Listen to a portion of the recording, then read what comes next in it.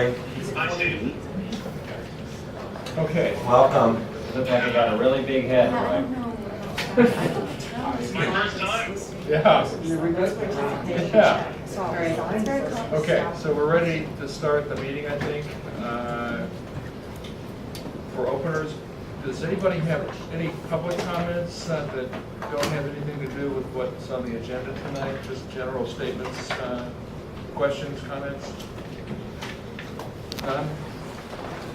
In that case, we'll just say that one of our members, Roy Chattelbash, is here via video and will participate in a number of these discussions tonight. And we'll start, I guess, at the top of the agenda with 171 Church Street. This is a joint meeting with ourselves and members of the Historical Commission. I see two of them here. And so what we were scheduled to review was site plan approval for an amendment to the property at 71 Church Street dealing with the landscaping. So could the applicants come up and discuss that with us? Yes, hi, Glenn Court, homeowner. And Eric is here from Floodplain. And following up from our site visit. Yeah. And I believe Kathy uploaded all the most recent amended plans. We had provided an updated, more detailed existing conditions plan at the request of the board. And we've been working with the town's landscape architect, and she was good enough to update the existing conditions plan to reflect in a lot more detail how the property looks now. And so we had that plan. I have a copy of it here. I don't know if we can scroll. Oh, thank you very much. So that's the latest existing conditions landscape plan. I hope if you haven't had time to review, we have a board here. Any questions you might have, any questions you have on it, I'd be happy to answer. Maybe just for the benefit of people who may be looking at this on their television sets, because you just orient everyone as to where the property is and what the features are that you have depicted. Sure. So we had an old tree. It's about a 250-year-old maple tree, and unfortunately, she passed away. The tree died, and so that tree. You can see Church Street is down. Eric, can you just point to Church Street as I do this? Right there. Yeah, Church Street is along there. We have an old farmer's porch, an 1841 farmhouse, and I'm under a preservation restriction. And the tree that died is right down over to the left there. It's a big old sugar maple, and again, she started falling limbs into the meadow, and unfortunately, we had to take the tree down. So in doing that, we then wanted to get more detailed existing conditions landscape plan. So what we did was we showed in more detail some of the, what you see the silver maples along the left-hand side. The town's architect was able to help us identify those existing maples as being trees that should be preserved for infinity. So should one die, one will be, it'll be preserved or replanted in the future, and that was an important aspect to show on the existing conditions plan. Way over on the right over there towards the primer residence in that area, there's ledge there and an existing cedar and some other existing trees that we wanted to show in detail on that side. And then importantly, in front of the farmer's porch, we wanted to depict a continuous shrub hedge that would be maintained, to provide more of a consistent. There's certain blockage that I guess back in 1841 that the owners then wanted to provide. What we have now is when you look up at my farmer's porch now, you can see from Church Street more of the house. I think as a town resident, I've really enjoyed that. The lack of blockage, the lack of privacy has not been an issue for us, and again, from a historical standpoint, I just think the house looks really great. We're really proud of the farmer's porch, and I think it looks incredible from the street. I hope that the town, I hope that everyone agrees. I know there's a lot of people that take the train there and walk by, so I think it's been I think the porch looks really great, more exposed. Therefore, also on that, well, actually, I hope, is that enough of the update, or? I didn't know what you wanted to hear tonight, so I really wasn't prepared. Excuse me. Well, all of the trees that you show are existing trees. Correct. And are is anything that you're showing proposed? Not on this. Not on this plan. All right, so now you're going to show us what you're proposing to do. Correct. I just have one question. So the silver maple or whatever kind of tree it was that is dying or has died, Sure. you've taken that down already? No, I was waiting to get approval from the board. That's what started this whole process. Thank you. You're welcome.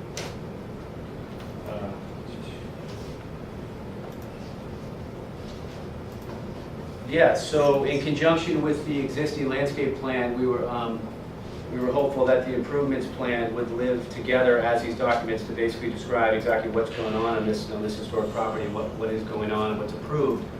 And as Kathy's doing that. And it shows most primarily that we're replacing in the area where the tree has died. We are replacing that with, I believe, Eric, correct me if I'm wrong, a beech tree. That's correct. And we also in that area are putting in a cedar in that area. There was another beech tree proposed by the landscape architect, but the town architect said, look, let's not do that. She came to the site, it was a site walk, and she reviewed the existing conditions and helped us really create this improvements plan. And other than those, the other notations, I don't know if you want me to read them, the other notes that we... Could you just describe what you're So proposing? sure. Eric? Infilling in the hedge here. We're looking at infilling, because you had two gaps. Sorry, Eric Joseph from Floodplain Associates. So what we're looking at is that on the existing conditions plan, you might have noticed that we had several gaps here. And one of the concern was how do we make it a continuous hedge? So we were looking at actually infilling those two areas there with some native plant material to help infill that and at the height that's currently there now. There's a new tree you're showing? No, these are shrubs. No. The Between tree. them. Right in front of the existing hedge, this looks like a new tree. No, that's an What is that? existing tree. That's an existing tree. Oh, okay, so what does the note say? The note was referring to this spruce tree here possibly being removed, but we have a note on the plan that if this ever was to be removed, it had to come before the board for approval. We were just noting, because I believe at the sidewalk, and Kim, correct me if I'm wrong, there's a note that maybe the hedge is more appropriate than actually having this tall evergreen tree there, but the thought was that if at some point in time you wanted to remove it, you'd have to come before you. So you don't have called out on these plans, you have right here, it says fill gaps in hedge with non-invasive shrubs, preserving the continuous shrub hedge. Okay, any idea what varieties you're going to put in there? Of these non-invasive? So actually, at the sidewalk, there was more attention paid to all these notes on the left-hand side, and then the new cedar and the new beech and some of the ground covers. And I know that people were concerned with the things that were going on over here. At the sidewalk, we didn't. We thought there was hydrangeas there now, Right. and so Kim, I think, what Kim said was, let's mark on the plan continuous shrub hedge. Okay. So they could pick a species, as long as it was sort of, the thinking was it was going to be a low flowering hedge, like the hydrangea. Okay. But if they decided to go with a spirea or a lilac, Yeah. I didn't want them to have to go through the process again. The intent is that it's a lower flowering hedge. All right, so the key word here is low. So is the intent then to maintain the view? Big house, Yeah. yes, you want to see it. Yeah, you want to see that. Well, we actually don't say that, we just have fill gaps in hedge with non-invasive shrubs preserving a continuous shrub hedge. Right now, there's yews, Yeah, I some know, they're of them pretty have giants, died. right, yeah. And so there's awful. these gaps, Yeah. and I think in time, he would like to replace the yews with a more consistent, sort Okay. of old-fashioned. So we could add low, well, what is low growing under 6 feet, Something like that. yeah. That could be called out. We can, that's, yeah, maybe we could just say max like 5 foot high. Yeah, max or 6 6, foot but high. I mean, whatever you think would be reasonable. Right. There, yeah, so the eventual demise of all this taxes. Can I ask a question about the hedge though, because you have, right now you have those beautiful hydrangea and they're not marked on here, I'm confused. They're either on the, they're probably They're on not the on the existing exist- conditions plan. They're, well, On the They're not existing- called out on the existing. They're shown, right, the details Just again. hedgerow We've struggled plants. with all the level of detail, but right in the middle there in front of the farmer's porch, as you know. This is where the hydrangeas are. The, right, but I'm they're just saying shown if we're doing an They're shown in a existing, blob. yeah, just an unmarked blob, but I'm saying if you're doing an existing conditions report, they should be called out as existing, because you have a beautiful hedge there now, they should just be called out as just a simple thing, just write it on it. Sure, just as a label to Right. Because they're there now. Existing conditions, Exactly. that's what we'll refer to. Right, exactly. Species. Well, the question I have is, should that be the case with all of the existing trees and plantings? None of the existing trees are actually called out. We know there's silver maples, for example, along hitching posts, but should there be a note that says what those are? And then in the upper right, there's a whole series of trees. Right now, they're just trees. Should we say what they are? Well, on the existing conditions in microscopic writing, it does look like silver maples. Yeah, So on it the says it in Yeah. microscopic Yeah. writing, I Yeah. couldn't read But it. no, this is, I can't really see. but I don't think it's, this is the proposed, You're it's not on the right. existing Okay. conditions, it's a different plan. Yeah, I know it is. Okay, Right, so, but in existing- microscopic writing, it looks like it says silver Right, maple. the trees are actually called out and identified. Oh, good, okay. Fair enough. So it's going to be his responsibility to maintain, Kim, the existing additions and the improvements, right? Right. Okay, and then the both plans here together are detailed enough for him to be able to do that and for us to be able to understand it over time. Right. Okay, because as I understood, the last time when we were doing the sidewalk, the kind of cartoonish existing condition that we had, didn't do either. It didn't document existing conditions, nor did it give us a sense of what was maintained. Right, so we added detail to the existing conditions. Perfect. And, you know, we kept the proposed loose enough that, Yes. you know, It's got some- flowering hedge, there's still some wiggle Yeah, room, exactly. but the intent is Right. preserved. What do the notes in the upper right and along the left say? Just out of curiosity. Sure, then, go ahead, anyone? Upper left. Upper right and along the left side, is it? Sure, Whole would you series like me to of those start on on the left? Yeah. We start on the left. We No, were, no, it is, but just There you for go. people that who are watching There you their go. television. People need a mic.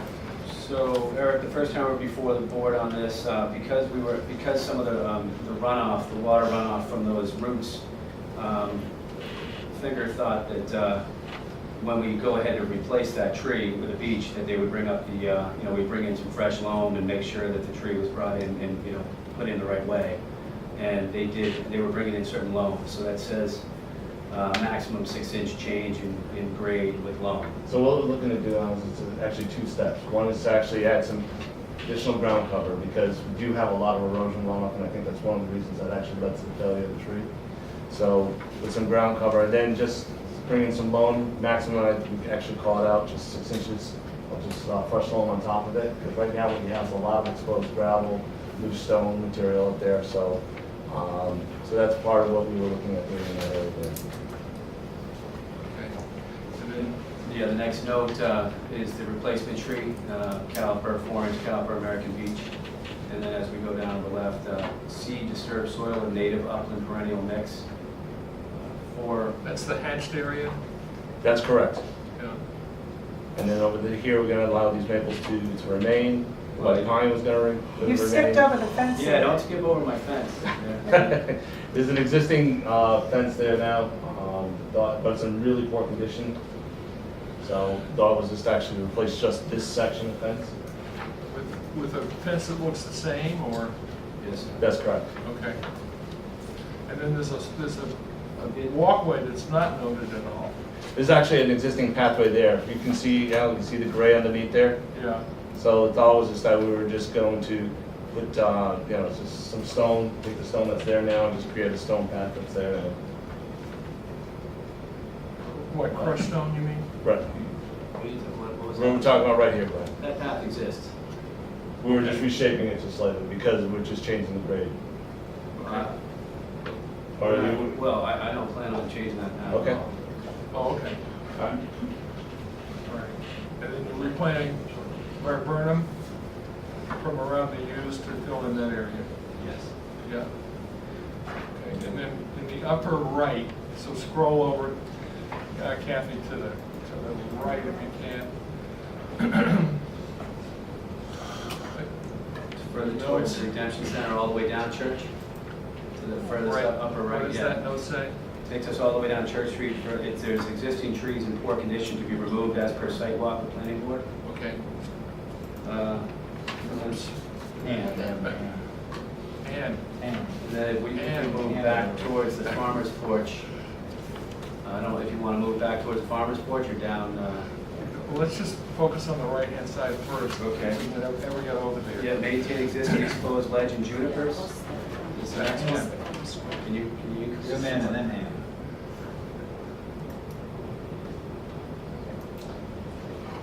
Up here, Up at the top. Top right, he wants to read that text, yeah, perfect.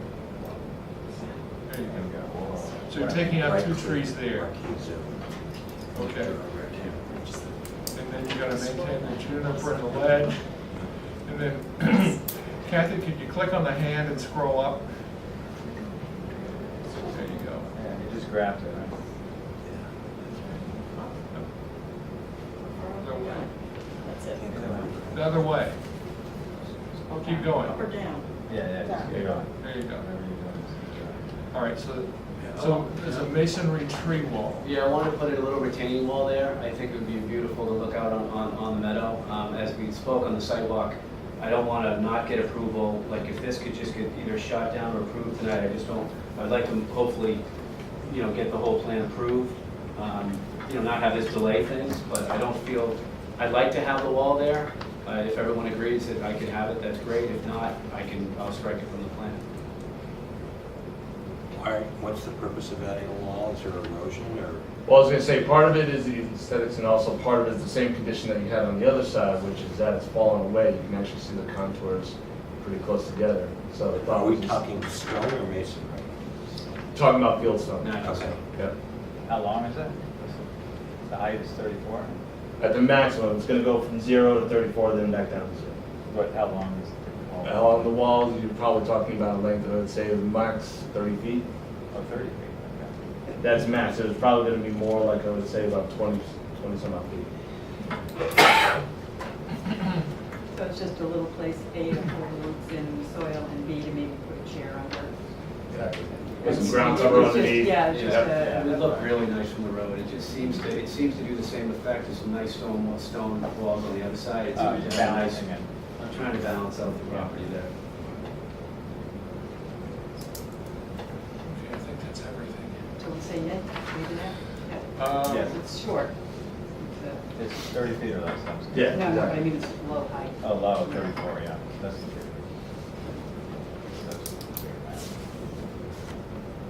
Roy, any comments? No. Looks good. Good. Okay. Kim, you're okay with it? It's actually accurate now? Okay. Yeah. Alicia, yes. I have a question because the existing preservation restriction had large no-cut areas that are no longer reflected on this plan. What has become of those, and are they no longer considered to be no-cut areas? They've just disappeared from the plan. The old existing condition. Well, the preservation restriction right, included exactly. no-cut areas. Right. Right. Kathy, if we zoom back out to see the whole site plan?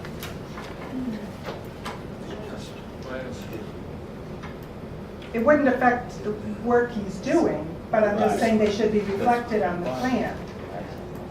rather than getting lost. Are there areas that you think should be, that should be included in the no-cut areas? Well, I think we need to refer to the existing preservation restriction, don't we? So it's a matter, I think, if I'm understanding correctly, on the existing conditions, putting those no-cut buffers and labels back on. Yeah, but the question is where? Are they clarified in what you're looking at right now? They're not on either of these plans, they were on the Oh, on the you're referring preservation to- so you restriction. don't have- Yes. Right, Can I ask a question? Don't these plans amend former plans? They do. Don't they amend? Supersede. they Yes. supersede, but the question is, are there areas of the site that we'd like to keep preserved? Well, for instance, the General. meadow was a no-cut area other than your periodic, once-a-year mowing that they do to keep it a meadow. So that was no cut. The perimeter,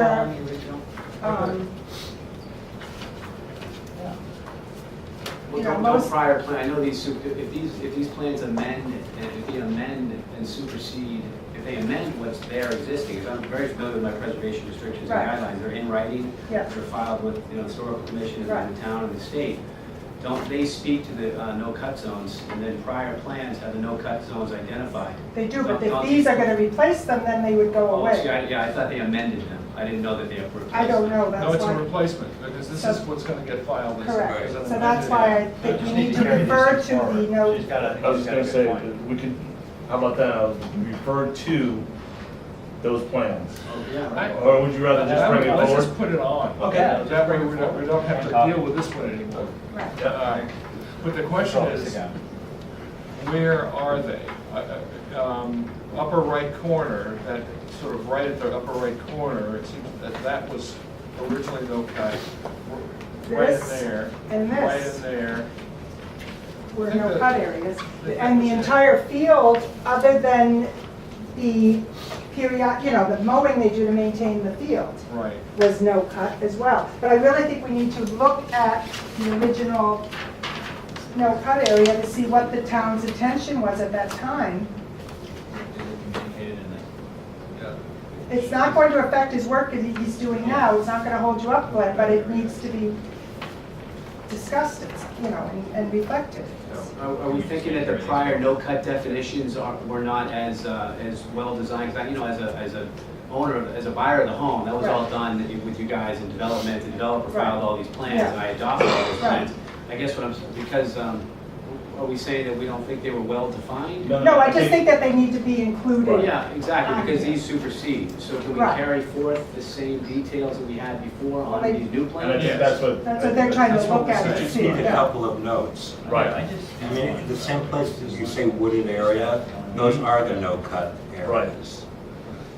So, Yeah, so, if you just added that and maybe made it more defined so that. Does someone have the original restriction somewhere, Captain? It's right here, it's right And here. that shows it, okay, we Yeah. don't have it here. I mean, it's not that super clear on this either. Right, so maybe we can make it clearer. But, yeah, I think it was all on the right-hand side. It was. It is. And then the Yeah. field. And then a note on the field. Right. Yeah. I also wonder if we should be clarifying, Meadow to remain, Right, meadow to remain. residential. Right, because you mow that. So no cut on the right. and once or meadow to twice a remain year. on the bottom left. Right, and that's about it. Yeah, good point.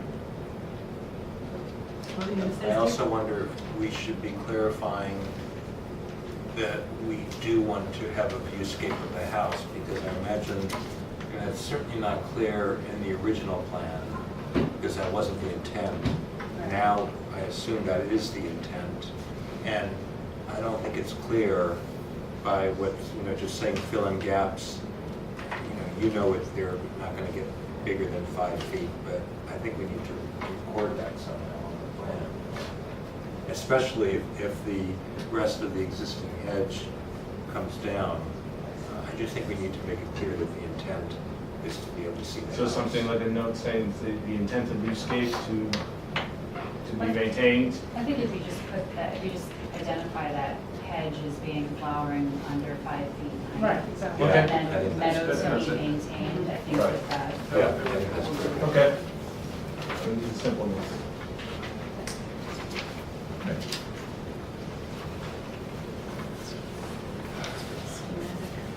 Anybody else have But any? there's that whole, so you're gonna put the no cut back in then, is that correct? Yeah. Yes. Both plans or just the existing conditions? We'll Well, probably, this is gonna be the one that goes in for record. It seems to, well, they both are, but that's the one that we're gonna be using in the future.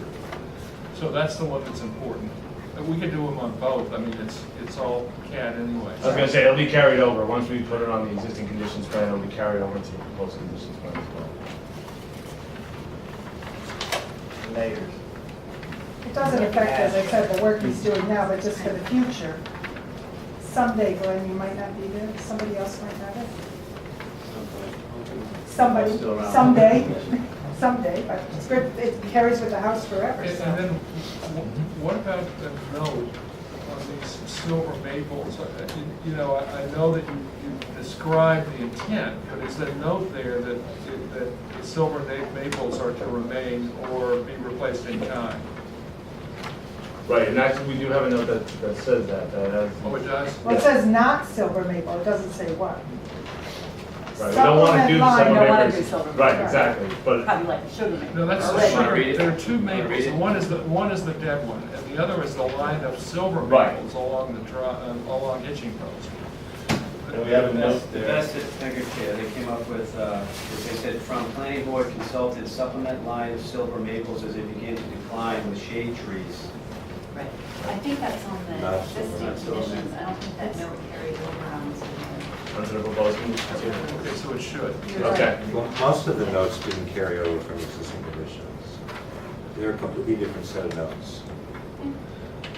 That's how it was developed, yeah. We felt they would live in conjunction with one another. That's how we approached it. That's fine. Which I think We'll is carry it over. okay. Yeah. Yeah. It's Carry it okay, over. except that this is probably the one that we're gonna be now looking at, because this becomes the existing conditions plan Yep. after all of the modifications have been made. So it'd be great to include the notes that From the existing conditions carried over onto this one. carried over, so Sure. that, you know, there's consistency, Mhm. you know, Sure.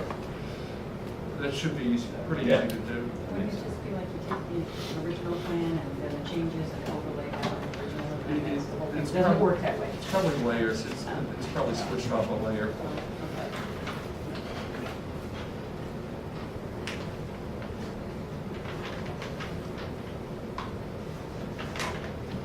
Okay, any other comments? Are we okay with the stone wall? The little stone Yeah, wall? yeah. Everybody okay with that? Yes. Okay. Great. So the next step for us is, we're gonna sign off on this.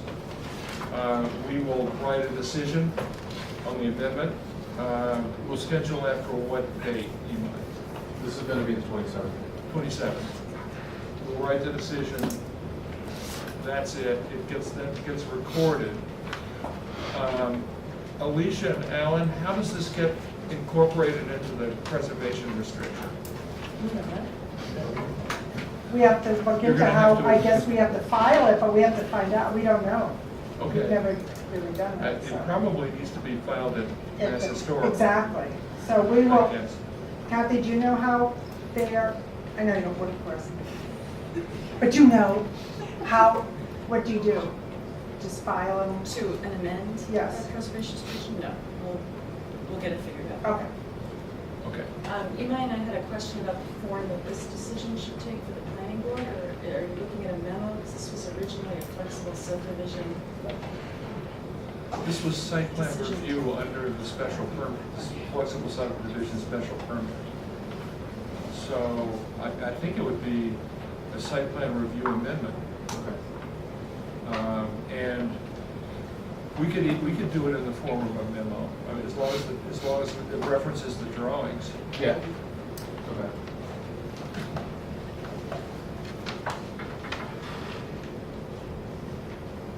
And will those drawings? Then be next ready? week. Okay. Next week. Not by the end of this week, you'll have them by next week. Okay. Yeah, And if that's not soon enough, then by the end of this week. No, that should be good. Okay. Yeah, thanks. just a bunch of notes. Exactly, just starting on layers.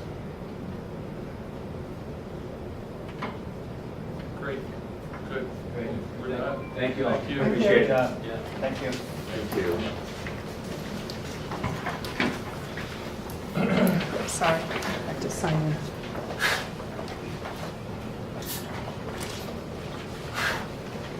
Imai, what's next? I think we should do, well, we have Roy, let's do 104 Boston Post Road. All right.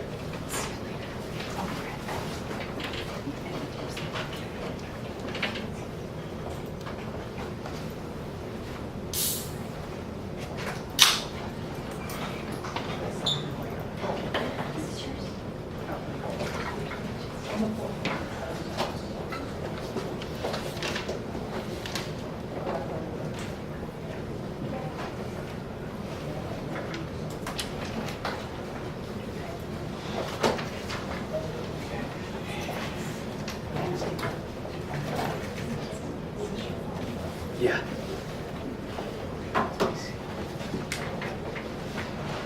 So this is the site analysis that we are doing that was asked by the selectmen that we take on to determine what would be possibly in a... What did you do?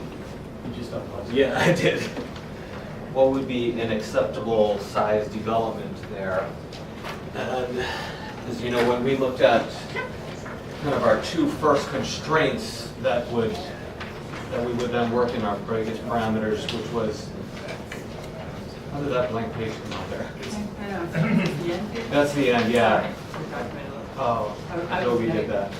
It's for notes. So, Great unwritten note. that is, yeah, that is the end. For some reason, it wanted a third page, I guess. So, but the upshot of it was basically that when we looked at the constraining factors of traffic and access, vehicular access to the site and septic disposal, basically you cannot put anything there any substantially greater than what is already there. So that pretty much ended the exercise there. There was no new building that could be conceived of to fit into that space. So with that, we basically have, this was consulted on with both Bob Michaud of MDM and our Board of Health Director, Wendy Diotto. I can't say Wendy's last name. I'm sorry. Yeah, Diotto Levy. And they both gave us those parameters, that vehicular access, this is, Bob laid this out for us, that of what it would actually take to access that site and what it kind of makes it almost physically unfeasible. You'd have to widen into the Boston property, you'd have to Yeah, that ledge. construct, you'd have to cut away that big ledge that's there. You'd have to construct a left turn median that would restrict then access into the mobile You station. lose a lane in the mobile station. Yeah. The pump lane.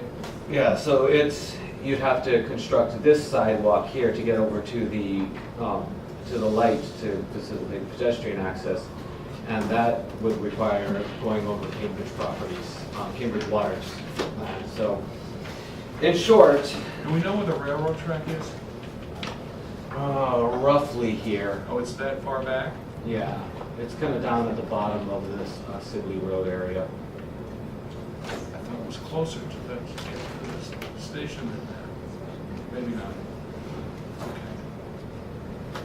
Yeah, I could pull up the town maps and look at it. Just a question. So essentially it means a taking, among other things, of part of Boston Properties property. If you were to do this, yeah. And Cambridge Water. And this is in order to comply with the minimum Mass DOT standards for Yes. safety. Yeah. There's a lot of changes. Big ones. And it would require cooperation from at least 2 property owners, Yes. abutting property owners. Yeah. And I'm not sure how pleased the mobile station would be with putting a median in front of their station either. I mean, it's not on their property, but it does Every car affect their coming out of the access. station, you couldn't turn left into the station. You You'd could- only be able to take cars going east, Mhm. and that they would have to exit east and go around the circle, To come back, come yeah. back Which is west. what they have to do now anyway. Well, legally. Well, they're supposed to. Theory, That's yeah. What they're supposed to do, Theory. yeah. But you can't turn left Right, you're get heading, off if you're heading southbound. west, you can't turn left into the station, that's gone.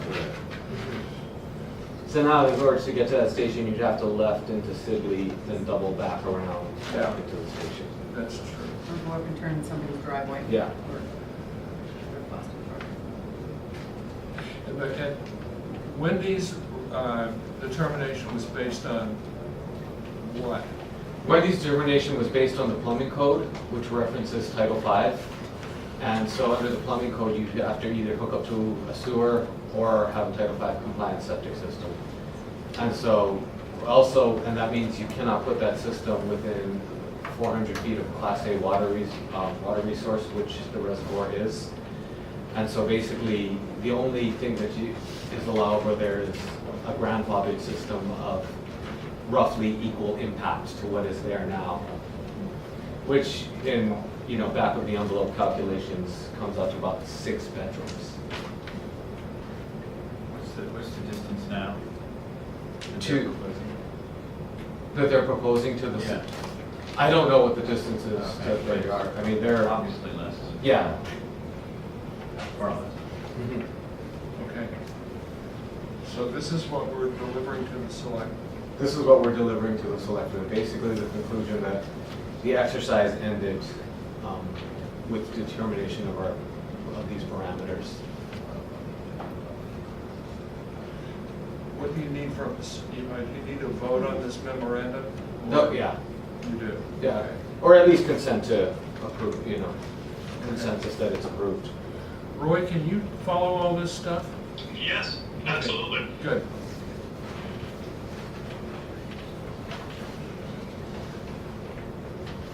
And I think really the thing for us to highlight here is that health and safety concerns for the town cannot be met. The applicant has not demonstrated a way that it can be met, and our own either hired or town employed experts have said there is really no practical way to meet those health and safety standards. And those health and safety standards are state level. Our state level standards, yes.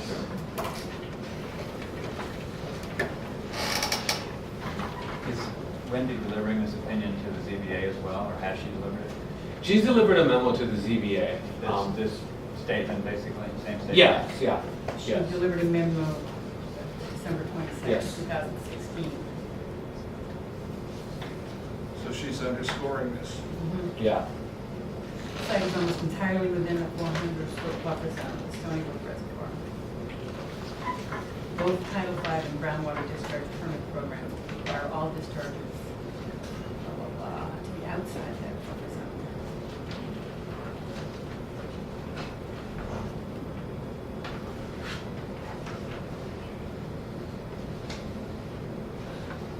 In particular, I think she said that she's especially concerned about the fact that you can't have a holding tank You can't have a whole heat tank inside the, yeah, inside that. inside that 400-foot buffer zone. Even if it's not groundwater discharge, you still can't have tankage. The phrase tankage is actually in there. Tank.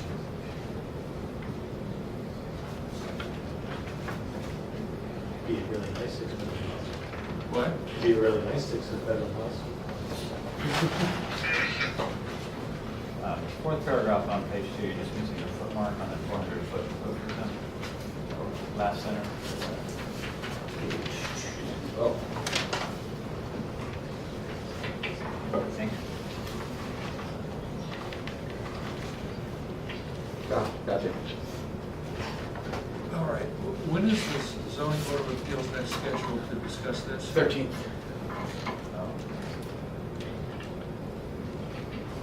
Okay. Selectmen sharing our letter with the ZBA at the next meeting, is that? We're gonna deliver this to the selectmen, but this is getting copied to the ZBA. Okay, just making sure it gets to them. Yeah.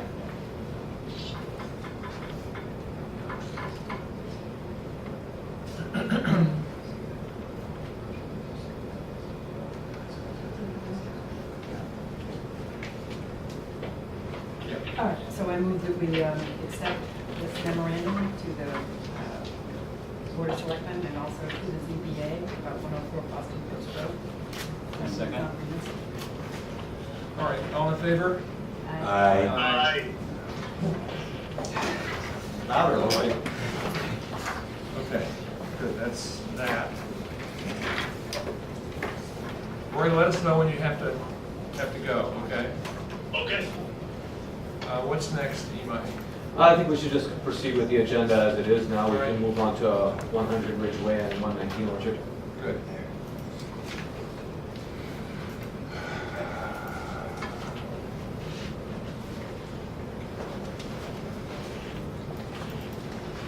We're ready to talk about 100 Ridgeway and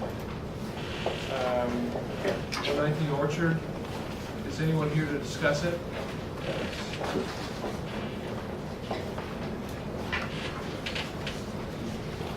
As I remember it, we had to look at the landscape revisions and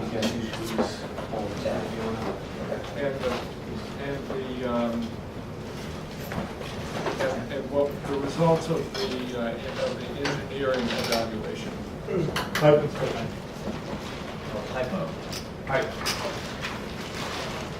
So we'll start, I guess, with the landscape revision. Is that okay? Yep. Good.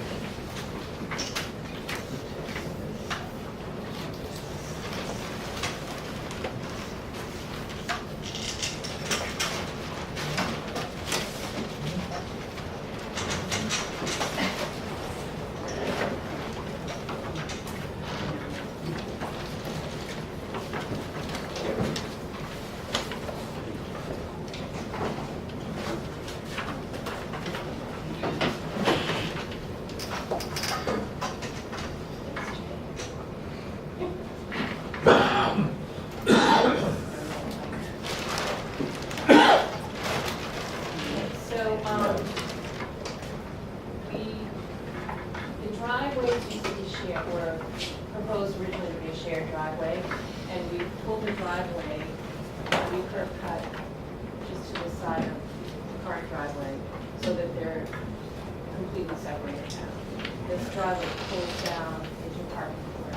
That allowed us, we did some shifting of the septic system, that allowed us to kind of flip up this planting on the side and provide screening to the Joneses house. So previously there had been kind of a gap in the screening because the driveway came through here. So now we've been able to pull this together, added some large trees, kept more of the existing trees along here, and added some taller deciduous trees, and beefed up the evergreen planting around this corner, and then also kept these larger evergreens here. So this is really blocking the view from the Jones's house. The rest of the landscape, we had to tweak where these shrubs were up in here, but basically it's the same before, having some nice shrubs here to block the understory. This side basically remained the same. And down here where we added some rain garden retention area for the drainage system, still kind of kept that screening too. So Orchard Ave, this just From our last presentation, that driveway changed the last time. We were able to separate those driveways a little bit more than. They're not right together anymore. They're not, they're about 30 feet. So that added some good buffer. They were so thick before. they were They so were much, gonna they were be lush. tighter, Yeah. so there's it's a pretty good mess. Yeah, yeah, I can see. It's pretty good. Oh, yeah. Yeah, so Much it's- better. It's much better. Right. Right. Right. Kim, you've had a chance to look at it. What's okay with you?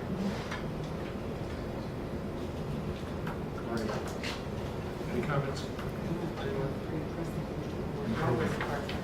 Yeah. Yeah. I was just Yes. kind of, one, this has been terrific. We're thrilled about this, as we mentioned the last time. I think the only concern that we had that I think has been sent, and I think is totally acceptable at this stage, Eric, in your various conversations with Dana, is just this easement, this right-of-way easement. We obviously, there's a right-of-way easement to the 119 property that we obviously would expect to go away with this new driveway. Is that We- the sort yeah, of line, this? And it's not, Yeah. all we're talking about is vehicular access, there's a utility easement there that's obviously fine. But what we don't want to find ourselves dealing with is with a new owner on this new house, trying to reshape the driveway yet again. So I just would, ask that that's at least written into the record or, acknowledged at some level. That's been resolved. Yeah, I believe that's resolved there. That is resolved, so that is, client Dana, Gould, that will go away. That happens sort of simultaneously with the appeal period expiring. And she has no problem with it. It's been drafted by Jonathan White, Okay. and there's no problem. So we're in great shape. This is a wonderful development from our perspective. Thank you all, and thank you guys. All right, that's good. All right, so moving on, thank you, to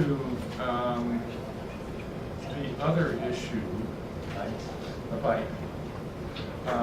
Has everybody now had a chance to review the results of the investigation and the calculations and the analysis? And are we all on the same page or not? We are on the same page. As Amai's going to tell you, we got an email at 5:20 with some minor issues from Sammy Otis. I won't even paraphrase them, but I am going to glance, maybe I should. Issues are minor in nature, which we would consider good housekeeping, and A, will not change the general concept of the drainage system in a different way, or will not change our client's agreement with the proposed development. So just for the sake of it, just to put a nail on this, I'll go over the comments real quick. Sure. First comment, Jay, you jump in if I get these wrong, because I'm answering as I try to read them too. But the first one is was regarding the camera inspections, and that the modeling for the pipe that should be done so that the pipe is half full. And see if the model still works. They're asking Jay to do that. He did that back in July or August, or whenever July. So that one was previously addressed. The other one is infiltration basin 1 for the 100-year storm has a calculated freeboard of half a foot. So that's how much basin is empty at the 100-year storm level. They go on to quote the Mass Stormwater regs, which single-family homes are exempt from. 1 foot, a half foot is completely reasonable for the development like this. It's not a reg that a single-family home has to comply with anyway. Revised hydrology calculations dated July 12th and August 31st, which I showed pacing rates for the one storm exceeded proposed peak rates by 4.8%. Within tolerance of modeling, however, slight redesign of proposed peak rate can meet the pre-development rate. This applicant's modeled this thing 8 different times. I think we can put the modeling to rest. It's been done 8 ways to Sunday. They say it's within the, even they admit it's within the tolerance of the models. Fifth one is recommended trash gate for the outlet pipe filtration basin number 1 to prevent the outlet pipe. So that would be, bars or something across the bottom of the pipe that's leading into that. There's protection for debris on the upstream side. So each one of these 2 cleanouts, that diverter, all have trash gates on all their other pipes. And then when this leaves, it goes to another cleanout that has a trash gate. And so, in my opinion, I think David and I talked about it, was that if you would put a gate here, it blocks the pipe. Here, it dumps the trash in there, it doesn't allow it to leave, and then you get the clean. So he's just stopping it upstream. Residential development, I think, I'd rather not have a trash gate in the, fire retention, which is really going to look more like a rain garden. I don't see the value in it.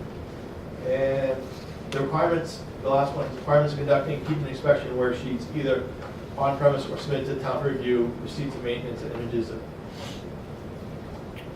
So what they're asking for in this last one, because it doesn't really make a statement, it kind of just lists stuff, but is that all maintenance should be, maintenance activities should be recorded, which is part of their O&M plan, which is then also referenced in the order conditions. The only difference is I think they use the word pictures in here. Images. You know, if they want to take pictures as part as their O&M recording, that's okay. We don't usually get down to that molecular level. I mean, everyone else just has to like fill up. We basically keep track of receipts and even logs of what they've done. So, I mean, I don't want to have to do. If I read this correctly, these items that you're referring to were not, he wasn't requesting this as much as he was saying this could be a recommendation. I almost say he couldn't help himself. I think that the request is actually above this, right? For this note on the plan. These That issues- was the major request. Yeah, the top. The way I read it. These issues are minor in That's- nature, and we consider good that's housekeeping. fine. The first three were taken care of, these 5 other. And the notes on the plan. Correct. Fantastic. Because the first one, Imai, this, he's just referring to that email, right? Yeah. You see point 3, I think, was the biggest one. Is it worth reading that, or? Yeah, that's the revised hydrology calculations. No. Go up to the very top. This is, if you slide up to the top, he says, This- point 3, oh, sorry. he was requesting the plan to be revised with the following note. The entire existing drain system, drain line and structures, and to be utilized as part of the proposed drainage system shall be jetted and cleaned of all debris. Any portion of existing drain system, pipe and or structures that are broken, cracked, disjointed and or damaged shall be replaced. This work shall be inspected by an authorized agent of planning board in town of Weston. So that's already happened, but we That did note's talk, on the plan, that was what he was asking. and the work happened. But we did actually talk, and it wouldn't be a bad idea if after construction, that it just gets videoed again, and we get to take a look at it. I think it needs to put a condition. You know, so that's slightly different, a little bit more, but it's something we had talked about. So we're gonna, after construction, look at it again, as just a condition of the TCO or CLO or whatever. So after that, nothing should ever happen to it. Are you okay with the note? Are you saying that in addition, Yeah, so the note's fine, it doesn't make a difference either way, because the work happens. Conditions or however. But one of the order conditions, I can just help EMI with it, is that prior to the issuance of a TSOC, they should just video that line again. We'll take a quick look at it. Make sure it's clear. yeah, Make sure it's clear, make sure like got it it. didn't crack. Yeah. After that, it should last as long as, We did. yeah. I'm sorry, can I just ask a clarifying question? I thought the ask was to actually replace damaged parts in the line. Yeah. Is that clear? What I hear you saying is, and it's great, I appreciate it, Right. that you're gonna video it after the fact, but is that after things have been Yeah, so repaired? they've already videoed it, Yeah. and it's not damaged. So we're gonna ask them to video it again after construction. And then we'll look at it again, and obviously, follow, because something's damaged. The we'll get damaged replaced. part that he saw in the video, we're replacing that, and that's noted on the drawings already. Oh, Actually, we're not. We're just gonna go back after the fact, Not using once it. it's in We're not place, actually and make sure it's still. No, that, to be clear, the damaged part, you guys aren't using, it's being abandoned as part of the That's whole. here. So that section's actually being abandoned, the part that was damaged. So prior to them moving in, we wanna see it again, if something's damaged Right. in what's being used, then it would get replaced. Okay. So we're all on the same page? It's a happy place. Miracles do happen. Thanks for your help. Yeah. Okay, in that case, I think we're ready to schedule the decision. Imai, when would that be? 27. We'll look at the decision on the 27th, we'll vote on it, we don't take testimony typically, and that'll be the end of it. We're all done. Hooray. Thank you all. Thank you. Thank you. Okay. Nice when everybody's happy. Last time I'm not happy. What you should get. Usually everybody's Give me I don't see a. I'm sure she's. comfortable with things as they work out. Sign this book. Okay, next, I think we're ready to take a look at the density development plan for 265, 275 Winter Street. Is anyone here to talk about that? Same folks. Same folks. Change costumes, Put on different hats. Team leader.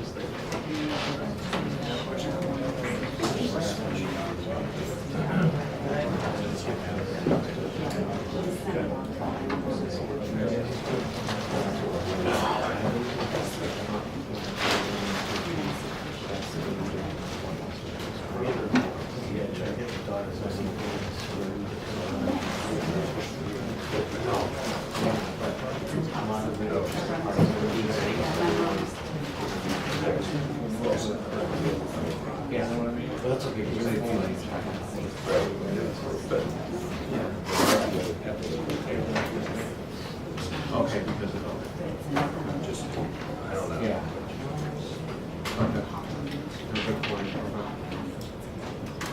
All right, so tonight we're looking at the density development plan and what aspects are we looking at?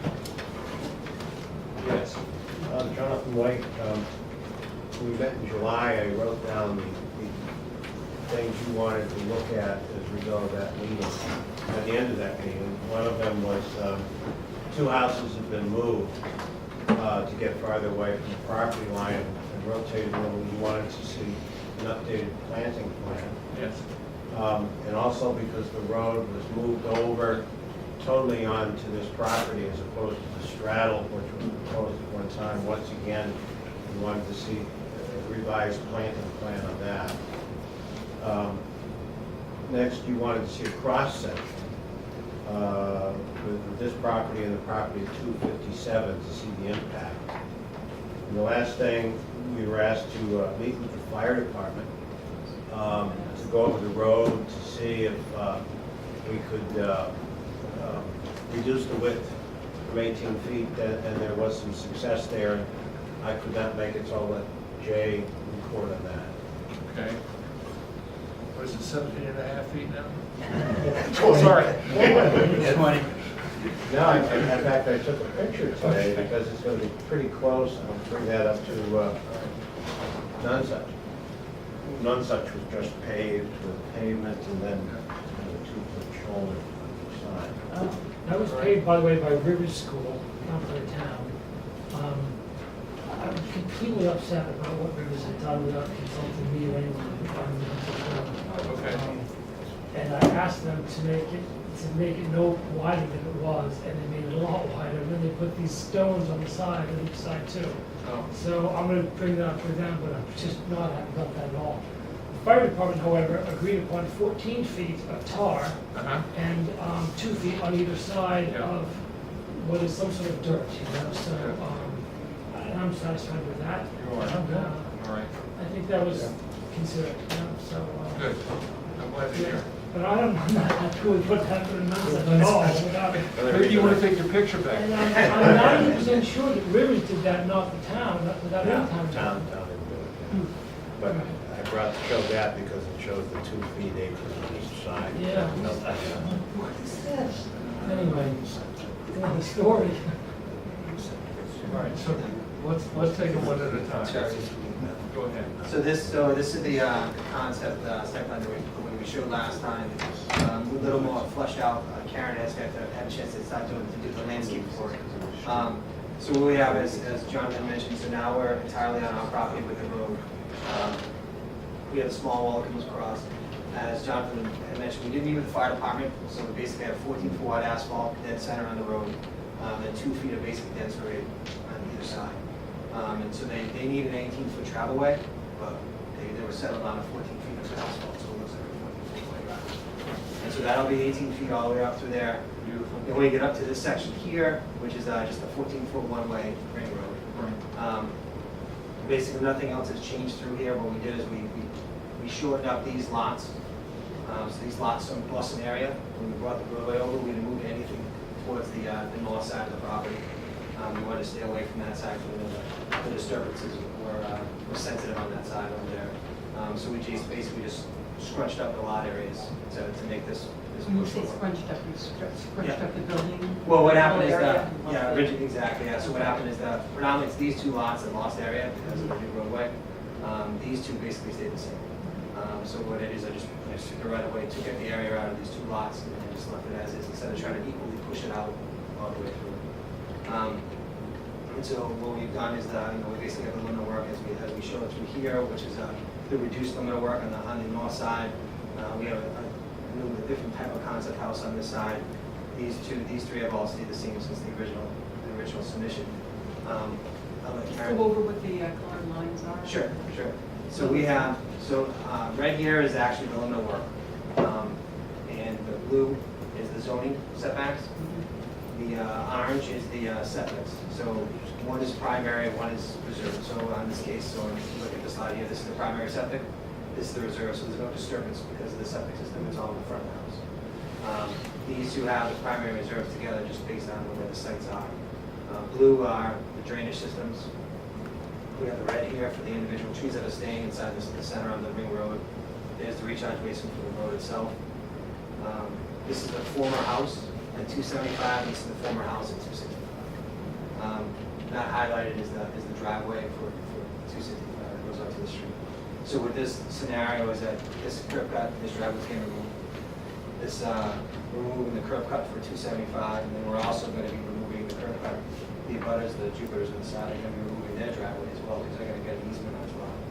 So you're losing basically 3 curb cuts in place of 3. And then this area was allowed, it's going to get a chance to be cleaned out. We did lose a little bit of the shape that we had on the road because of this pushover, but we felt that we'd rather try to go straight up instead of getting into that slope and disturb all that and lose trees for that shape. The septic systems, the drainage systems are all based on the house locations we have right now, which they might change slightly if the house needs to change or the location of the house needs to change. They're all 5-bedroom houses, 5-bedroom septic systems. The drainage is based on the disturbance of both tree removal and individual houses in impervious areas like that kind of stuff. So we're all sized accordingly. Jay, why don't we need retention basins, the blue things at the bottom of the hill behind the 2 houses closest to on the other side? Yeah. Towards the road? Yep. So these here are actually, we're keeping the existing grade as is up here. And so we're barely disturbing the actual change. We're changing a few trees, taking a few trees down for this septic system here, but everything else is changing that grade. So this is all undisturbed through there. So we don't need anything to reduce the runoff from Square Street to this individual lot. We needed to reduce the runoff to the actual proposed road. This one we actually brought the actual. We're missing a blue. It's inside the house. So this is one of the major changes we had made last time was that we took all the drainage from this house and placed it in that foundation lot. And that's why Karen had to move some of her plantings around. That's why we had to update the planting. And so that takes the 100-year storm event, put it down here. Instead of originally we had it here, which then pushed the disturbance down the slope. Okay. Landscape. So,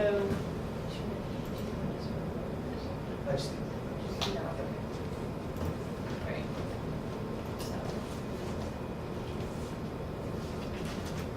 So, as Jay said, we pulled the road over this way, and what happened is this slope got disturbed. So that slope, we're stabilizing it with, mostly with some shrubs. So, Way and some round laurels up in here hold that slope. And then there's some flowering trees here. We're leaving the trees that are in the island that we proposed earlier. They're understory flowering trees, the same. And we're still having some scaling trees, some large maple trees up in here. Down at the house, where we're removing the house, this is the drainage area here. So these trees moved around, but it's still the same number of trees that I had in the previous plan. So when you're coming down the road, right now, you see this house. That house is gonna be gone, and now you're gonna see the forest. So this is being reforested. The plants that are in the bubbles are concept right now. So what we're really trying to do on this side is to increase the screening from the neighbors over here. And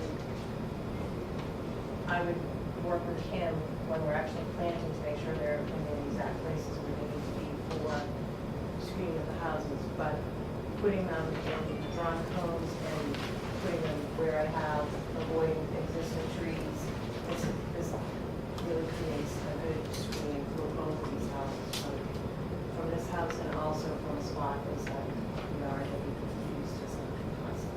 And then the rest of the planting is conceptually of buffering for these neighbors and then buffering over this.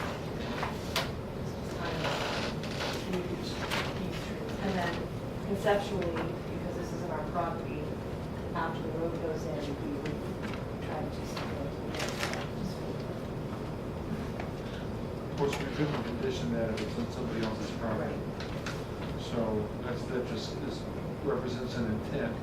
Right, by the neighbors who own that property. Yeah, we've been talking to her attorney, things are going very well. And right now, we're looking at reaching an agreement what's going to go there, but we want to talk to Paul as well, because he's even impacted more than the neighbor at 15 Nonsuch. We're talking to him as well as far as, does he want, my sense is, he'll speak for himself, he didn't want a solid row of Ts as much as a few accents, but we'll find out what he's looking for. Yeah, quite frankly, I'm not really sure until, get a look at this once the road goes in. I mean, the planting will be done after the road's in, correct? Right. So they'll be working with both neighbors. Yeah, that's gonna have to be an arrangement that we can't be involved with because it's not on the property we're looking at. So it's among all of you. Okay. Somebody said something about the site section. Yeah.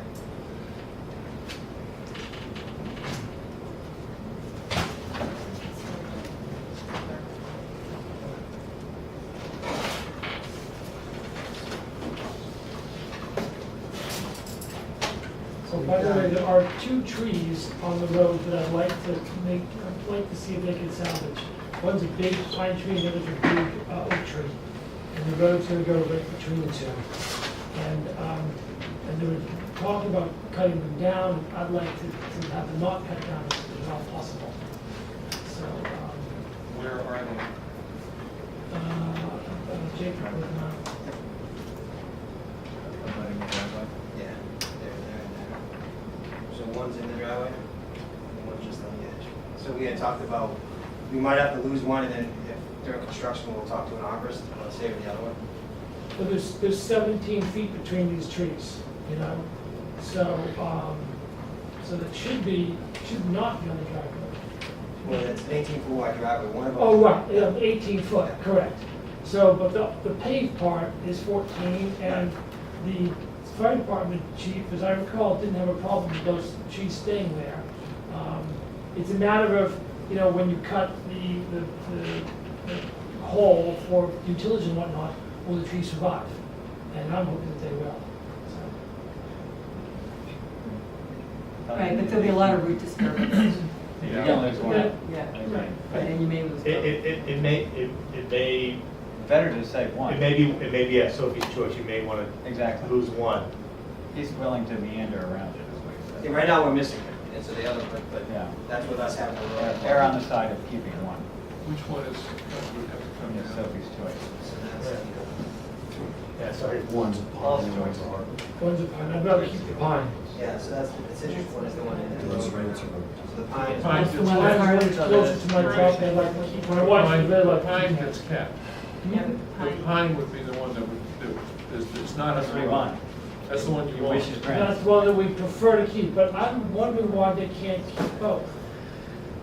We just There's, wonder. like I said, 17 feet between those trees.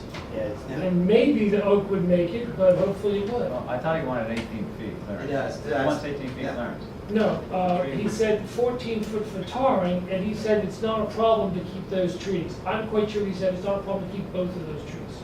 I can't So, imagine that. He said if- he needed 18 foot clearance. How can you have a tree in the way? Fire department, you weren't there at the meeting, and we were, and I'm quite sure he said you can keep those trees. In fact, I think he said it was the developer who needed to make the decision on that, or if he's able to, we can keep them. So, and we talked about, okay, if we cut the whole, will the trees die anyway? Maybe they will, but hopefully they won't. The problem with construction activities is that you have to compact the base in order to get the roadway in. And the root system of a tree goes beyond the drip line of the canopy. So if you're disturbing 50% of that root system by compacting it, the chances of the tree surviving that are pretty low. I mean, I think that you could certainly keep them up, but they're probably within 5 years would have to come down, because I would assume that they would not be able to tolerate that amount of root compaction during the construction of the roadway. But hopefully they will.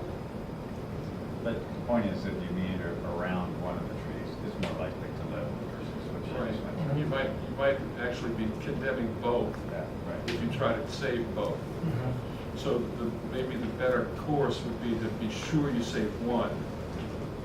And the one that looks like it there is most likely to be saved is the one closest to your property, Which is the pine. which is the pine. So the other issue there is the pines have shallower root systems than the oaks, so you have a better chance of saving the oak than the pine. But Well, but, okay. Let's look at it some more. Yeah. Let's see what we can do. We'll see what we can do. Thank you. All right. So since last time, we went out and did some additional survey work to put together some advanced cross sections basically. So what we did is with the abutter allowed us to get onto their property. So we extended the topographical survey onto their property. Basically, this is where the back of their house is, and then there's a shed in the back. So what we did is we picked 2 points. We figured it's a terrace area that's this small block right here. So we just got outside the terrace area, and we figured because of the party, so we go back here. So we took 2 spots, basically topoed all of this here, located trees, got the bottom of branches, top of branches, got all that information. So you can see here, so this is the first cross section coming through there. We took photos online, so we have a little person here that's 6 feet tall. This is the grade going up.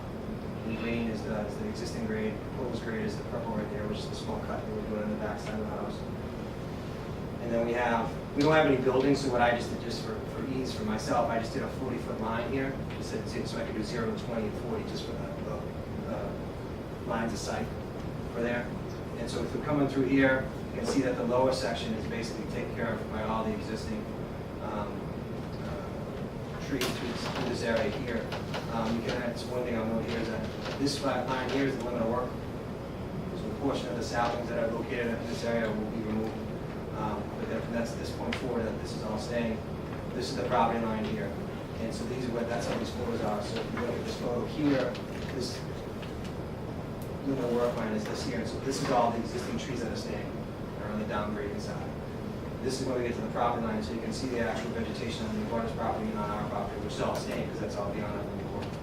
And then this is the view that I was looking at, the section we're standing, so right next to the terrace area. Kind of looking up through there. So showing kind of the concept plans that Karen had put together, you can see that these are the plans through this section here. Depending on how this house gets set up, this is 40 feet high, so let's say the normal house was 37 feet to the ridge on that side there. Basically probably the top of the wall height would probably be in this ballpark, so maybe about 3 or 4 feet higher than that, and then start coming back with the roof line. So you probably would only need a little bit. To these trees are 10 to 12. You might need 12 to 14s to let you that easily would block that line through there. And so basically this is showing that it's even with some small trees, you can easily mitigate the screens for that section coming up through that side over there. taking the other side from there, looking at the same house. We have this one. So this is a little bit further into the yard, up in the shed area. Same idea, having, he's looking back, so here's the stake in the ground, and the property line, here's the limit of work. So same idea, so from this point, those trees come in effect. Same idea, is that it's just a little bit short, trying to block the midpoint of that 40-foot height. So same thing would be, these are 10 to 12s. You know, maybe these might have to be more like a 14 to 16 to screen that section. And there's adequate light and room for these trees, what varieties under this story? We haven't gotten that far, but, you know. I You do think that there's the ability for them to take Yeah. the whole. Yeah. So does 14 to 16 seem okay? I mean, think you can make that work? I think so. Okay. And those 5. Now, this section here is actually looking back from the terrace area back at the other house. So coming up through this side here, back and looking at that house, you're basically looking at the garage side. And so, once again, so now we have the property line here, limit of work. And so we have, looking through here, so there's the shed, that's shown right there. This is the property line, so there's all the vegetation on our property on this side. And then here's the limit of work, which is all this side, untouched. And so you can, same similar idea is that the lower look, trying to get down through here is all taken up with existing and proposed. The upper, it actually takes care of it a little bit with just the 10 to 12. So this could easily be mitigated by a 14 to 16. Or even a 12 to 14. All right.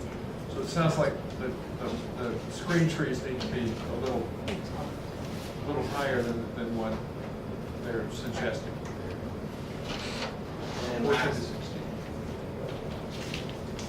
I did take some additional photos just so you can kind of take a look. So here, you can actually see the barricade that we placed for the limit of work. So looking down, so this is the house at 257, looking down through there, so from the limit of work. So you can see all the existing trees that are on the downgrading side of that limit of work that we can't touch, that are giving a lot of screening already to that area. So that's why I think just the plantings we added, just a few plantings here and there, will totally seal that area up. Good. Well, because those are all deciduous. Yeah. So we can kind of change it. Well, there's a lot of. Well, there's a lot of. There's a lot of little Sapling. sapling pines. Okay, so there's enough light that this Yeah, so the sapling pines grow around there, and they're kind of made a little grove. Okay, And nice. so if we build on that, I Right. think then we'll have good evergreen mid-story house. That's It's what much these- more open than I've got it in my Yeah. mind, right, okay. That's what these sections are, because they're too small for us to locate normally. Mhm. So on something like this, we'll locate them as a grove, because they're all little quarter-inch, they're about 5 to 6 feet tall. They do grow fast. Exactly, right, so there's multiple sections of just lots of them inside of that area. Good exercise. Very nice. Okay. I think that's everything you mentioned, John. Yeah. Is there anything else on the density development plan that we need to review? Imai? So with the density development plan, what we didn't have was information for drainage for the proposed density development roadway. So with that, we really couldn't process a density development plan because you either have to waive that or have had something to review, and right now we don't have a waiver for it. So, I wouldn't recommend waiving a drainage standard for a road, so at this point, we just have to defer it to another day. And that's the last piece. That's the last piece, yeah. In fact, Jay got that to us today, so we didn't have a chance, Just so you to can take a see look it. at it. Yeah, David hasn't had a chance, and you might have a chance. This is the drainage structure that would be required for the roadway down this little section. Question, and we just received it, it never come up before, the drainage, and it's not on your explanation of what's desired for this. Could we, just to keep it moving, provided David is okay, and reports to EMI, close out the density, you know, contingent on their satisfaction with drainage. But I've never had to, you know, I've got your procedures and they list what you're going to consider and they talk about if there's wetlands, septic, it lists what you need, it doesn't say drainage. Well, it does kind of like a catch-all, like you have to do as much as you can prove to get the density. And so, That the, right? I can hand them out, no, it doesn't. But, you know, it probably needs updating. This is the thing, that I guess it's the same thing you did in 2003, but it's still on the website, it doesn't list it. And I can understand where you might want it, but we were here July, we didn't hear anything about this, and we heard about it at the end of last week. And so I'm hearing that you guys want it, but it's just been a long haul, so that, my request is that if we could have it contingent. Because Dave, do you have any concerns? You have to look at the figures that we can, whether or not we can address drainage on this project? So, look, in good faith, I should look at it and make sure. Yeah, no, I understand Now, that. it's just, it's this simplest thing you could ever do. Like, we do these with Rob all the time. You just dig a big hole and that's it. Like, it's nothing fancy. So I don't doubt that it's fine, or on some weird off chance it's not fine, it could be made fine by digging a bigger hole. You know, but that being said, administratively, jump in, I'm not sure, like, usually we close these the same time we close The flexible the stuff. flexible, Yeah, we do that. right? Just close them all at one time. Right. Yeah. And we're kind of just getting into the, it sounds like, the administration portion of our programming, right? Like, decisions will need to be written. Decisions will need to be written. We don't have a decision ready tonight. I started the draft, but without that information, I couldn't finish the draft. Why don't we do this? Look, if it's really as simple as it sounds to do this study, we just write our draft decisions. Yeah, that's right. And if you guys sign off, Yeah, I mean, then we can, then that's we're good. That's what I was getting at. No, I appreciate that you have to look at it. That's fine.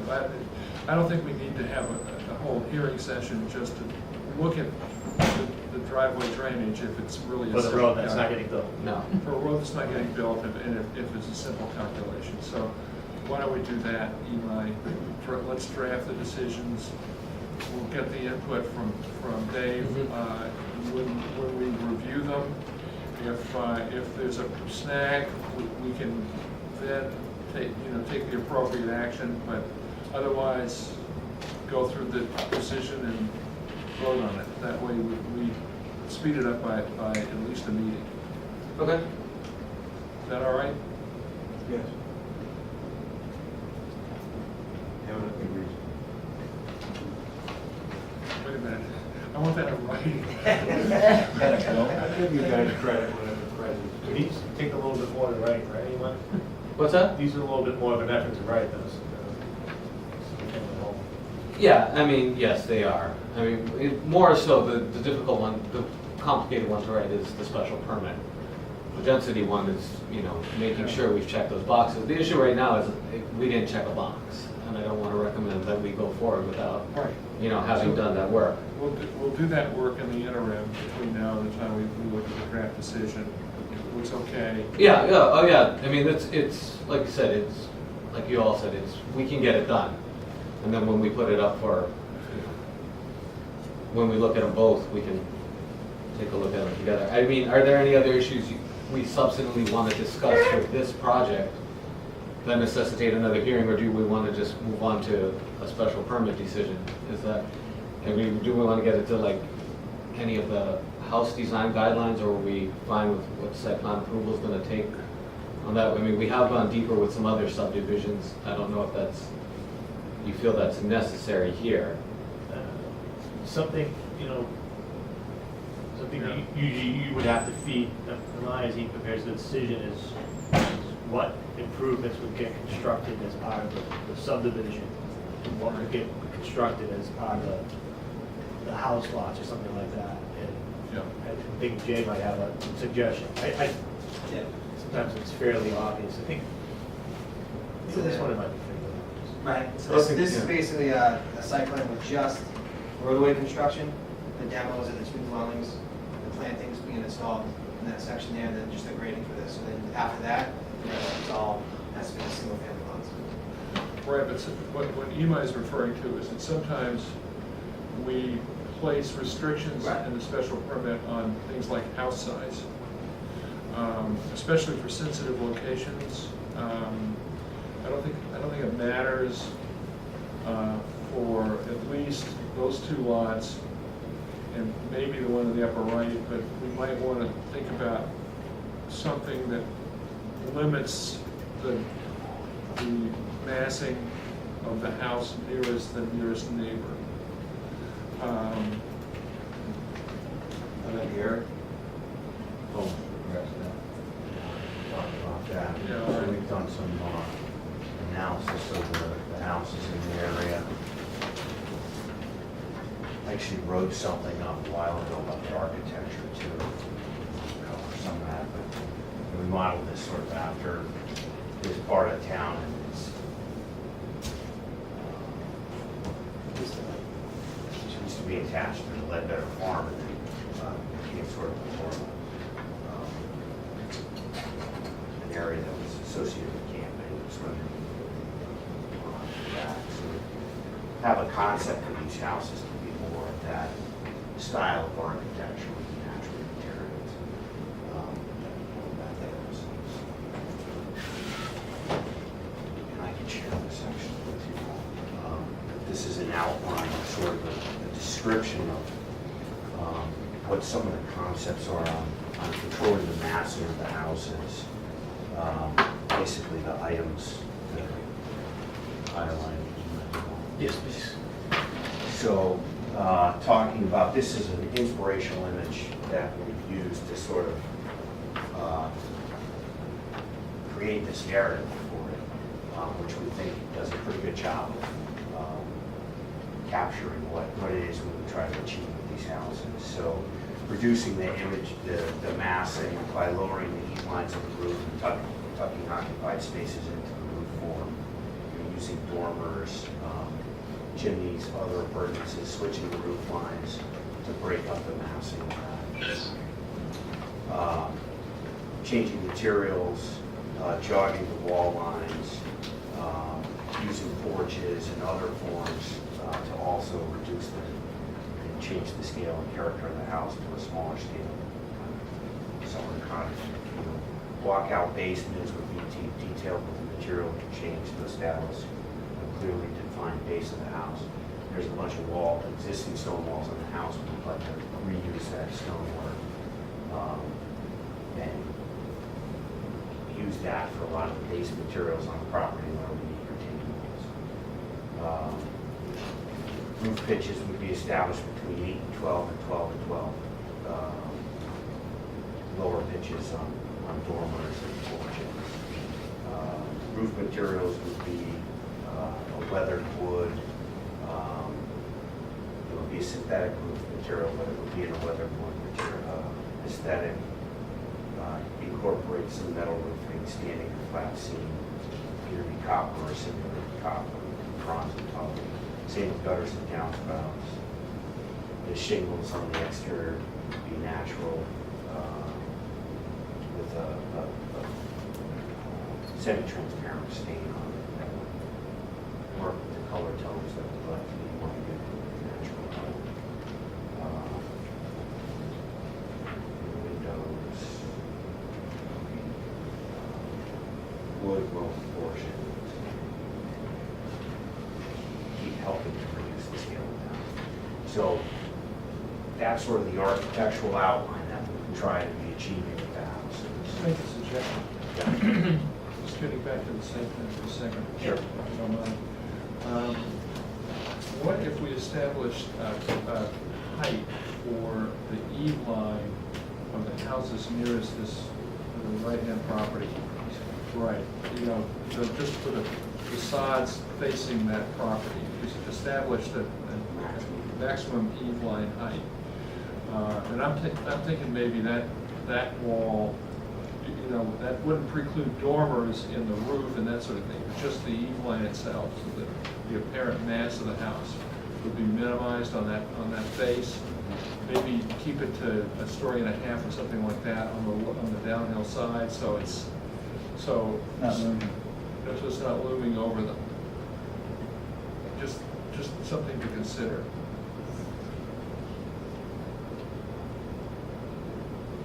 How would we set that? I don't know what the, Just establish one. You'd say the height would be, the eave height would be no more than X feet above grade. from the grade thing that we established. So I did think about that, actually. I could reduce that to, We had talked about something. Yeah, but it's really the impact. Yeah. The roof wouldn't, and roof and dormers don't, because they're broken up. Right. But they don't have the same, they're going away, they don't have the same impact as a wall face. So Right. if you limit the vertical wall face to a certain height, that would really go a long way towards minimizing the impact on that nearest abutter. We were just talking about ourselves. We were talking about 35. Yes. Right? 35 for the maximum. Yeah. Yeah. But if you would have, but I'm just thinking if you would have go back to 35, if you were using the bridge that you're talking about. Okay, I'm gonna leave that anyway. But you're, Al, if I follow, you're saying, make sure that the northern side of these two houses have 1.5 stories that, so that the second floor is actually, that's where it's tucked into the roof. That's right. How big is that house, what do you think about? So we did the analysis on the butters and,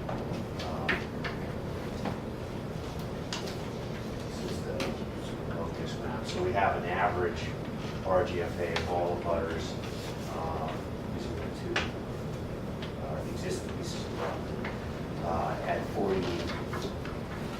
approximately 4,500 square feet. The highest is 8,200. The two adjacent properties on Winter Street are, one is here at New Radcliffe is 5186, and this one, which is the northern part, is 5537. We would like to, we feel comfortable with putting a maximum at 55. All right, that would be in here, so. That combination would be. Yeah, that's, yeah, no problem. Okay. And again, think about the eave height, you know, if you would, that would be great. It would help so much. Yeah. What about the buffering too? We'll look at the grading and see how it all works out.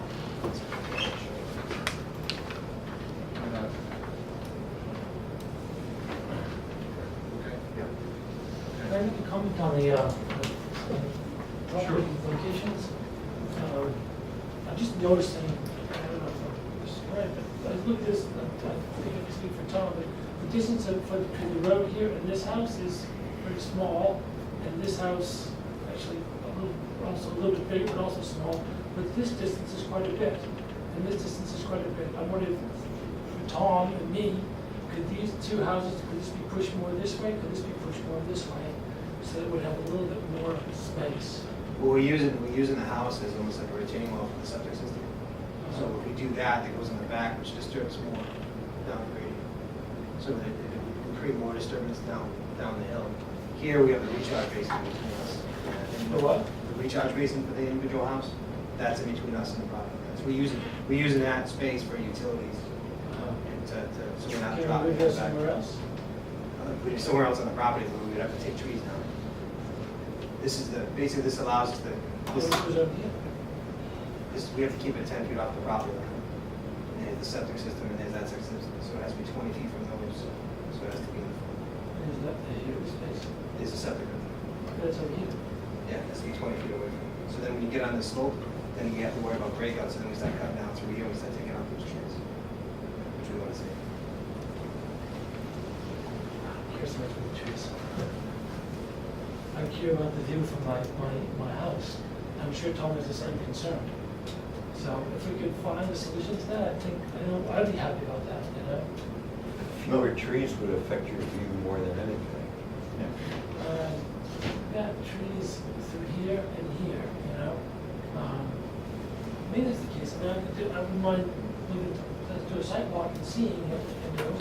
I got a feeling that the trees that are here are nothing significant, they're just small, they're 8-inch maybe diameter trees at most. That's the impression I have, I don't know if that's correct, but I think that all the significant trees are down here. And there are very few big trees up towards the top there. At least here, through here, there's some more big ones.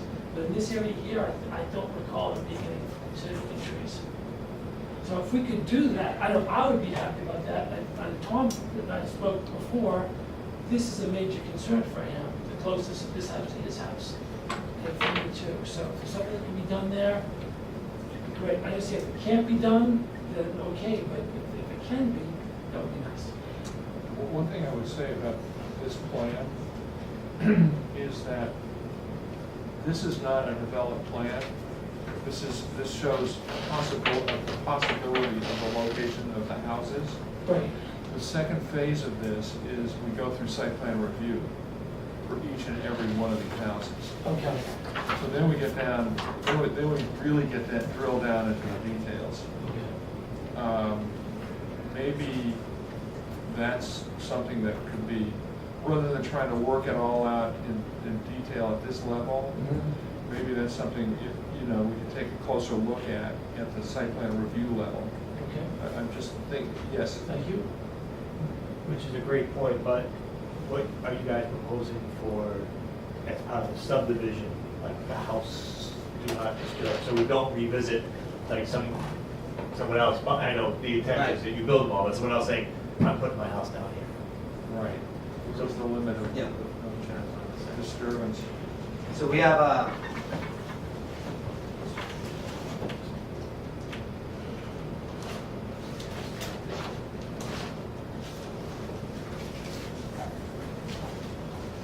so this can be broken up. So this section here, so this here's the little door coming through here, this property, and coming out to get access to this area. So these could be easily called out as like a secondary limit of work just for the removal of this area and for plantings down there. We do need some space in there with the recharge basin. But yeah, ideally is that we're trying to keep this up here to make sure the house stays up here. Right.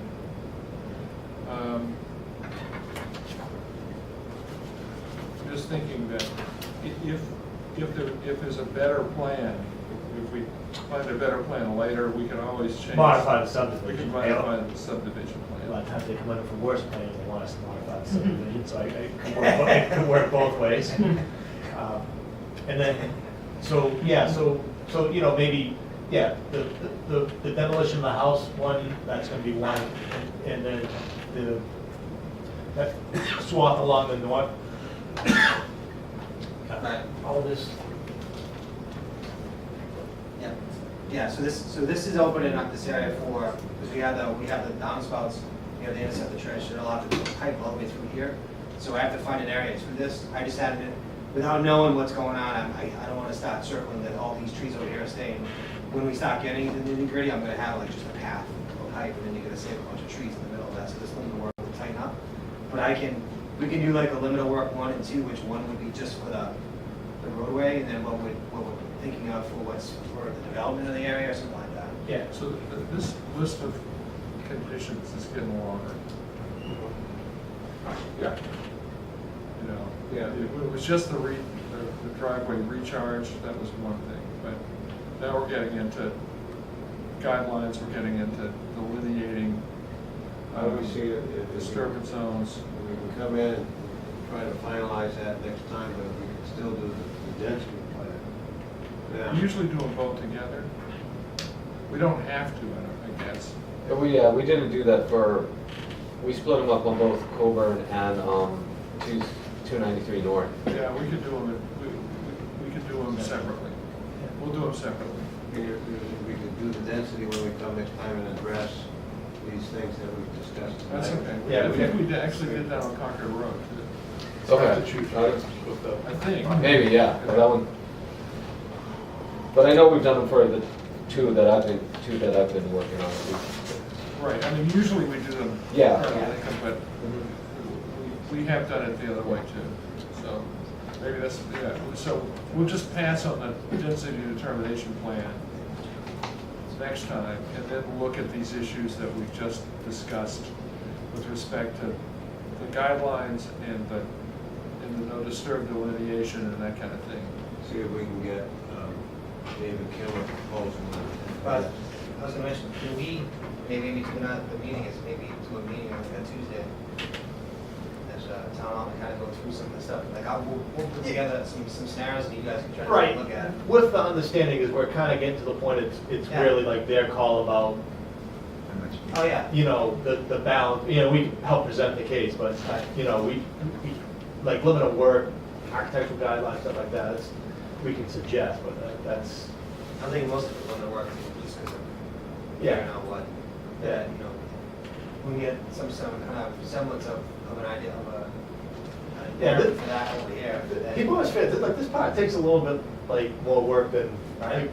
than we ever remember from the last time. Like, now all the stuff has to go away, we just have to have lines on, we have to define what each little area is and all that kind of thing, so. Yeah, and Eric will see if we can, you know, funnel in on the architectural.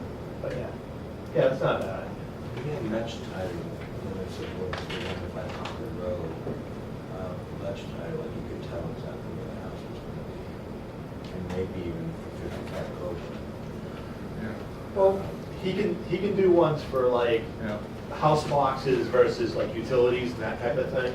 Yeah, I think we did that. Yeah, we need development areas, Concord or like something. building areas. So, you know, Right. like building kind of like Yeah. falls. Yes. Yeah. So that- You can play around in within those areas. Yeah. That's what I'm getting at, and I kind of, it'll take like something that has like layers to it. Yeah.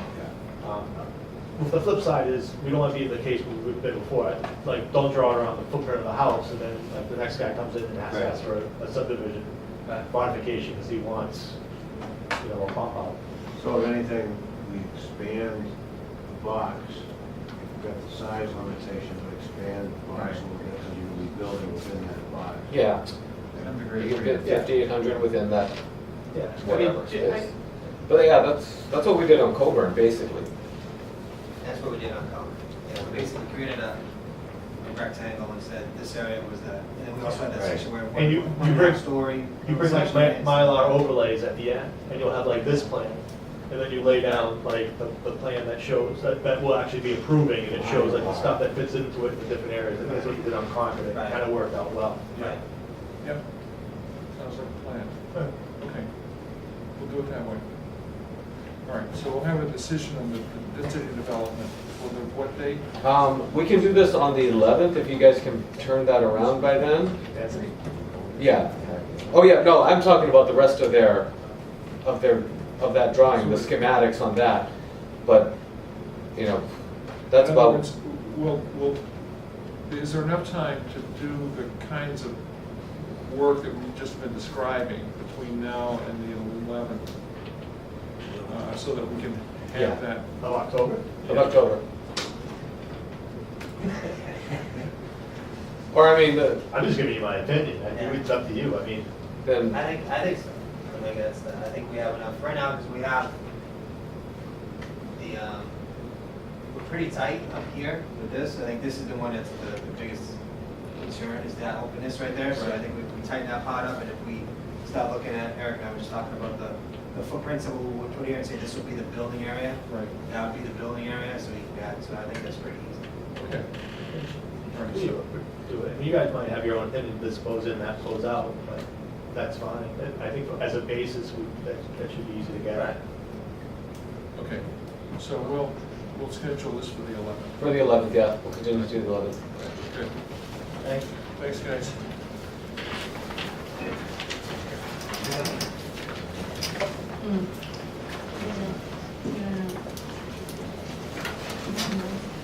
Okay, next we have. Yeah. What is this?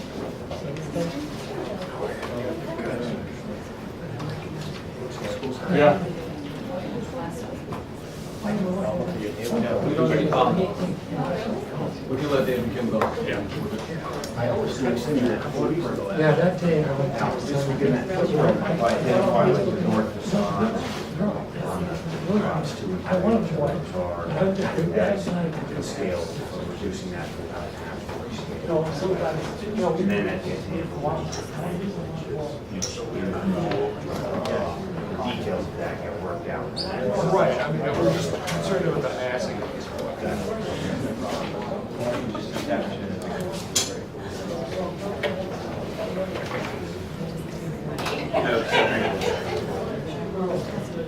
Okay, I think we're ready to start the discussion on the Merriam Street sidewalk. Is anyone here to discuss that? I don't think anyone is here to discuss I that. saw, Wait, I saw Jay here a minute ago. Jay Doyle? I thought I did. Oh, maybe I didn't.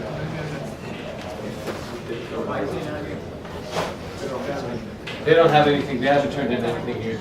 Oh, I see. Oh. So, yeah, so. Okay, so maybe We had them sad. maybe it was just my imagination. You just didn't have time to process all the walks?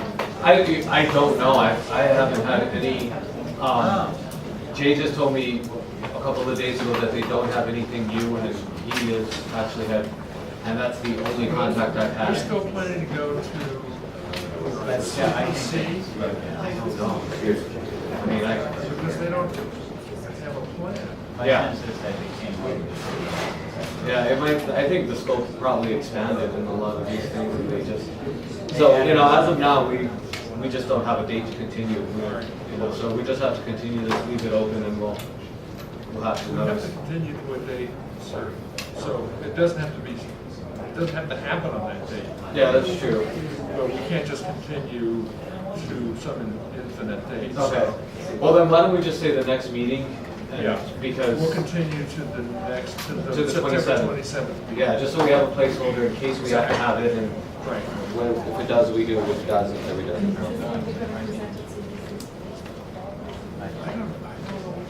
I mean, have you heard if they're going to present at CPC? No, I don't know. It's written or documented in something, or just passed it on the town website or on something. And it was quite an extensive blurb about it. They don't have a plan Yeah. though. Yeah. But it was quite extensive, yeah, and I thought. So, But it hasn't been reviewed by us, so I'm sure we'll do the placeholder to CPC. Because there were so many questions on that. We filled in a lot of blanks on the side. But I know you did a really good sidewalk. Yeah. But then nobody was. Nobody followed up on it. Yeah, yeah, there you go. Yeah. Well, did I see? it seemed to be focused on getting the appropriations for maybe more CPC funds for the walkway, the boarded walkway. Oh, yeah. Yeah, and it seemed, and when they described it and whatever I was reading, it seemed longer than what had been presented. It seemed like a longer I don't think we discussed pass. it. That's something we I don't know if they're on the CPC. Tune in. Okay, now we're considering the decision for 17 Silver Hill Road. Laura, have you had a chance to read the draft decision? No, I did not see the draft decision. Yeah, Yeah. it's never ending form.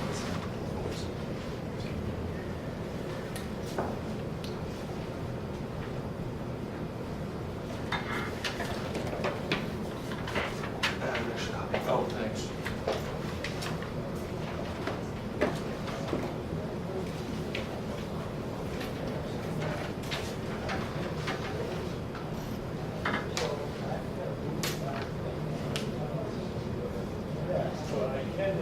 You know, it gets confusing to me, right, in the first paragraph, the applicant erroneously received a building permit without site plan amendment approval from the planning board to construct a shed, blah, blah, blah.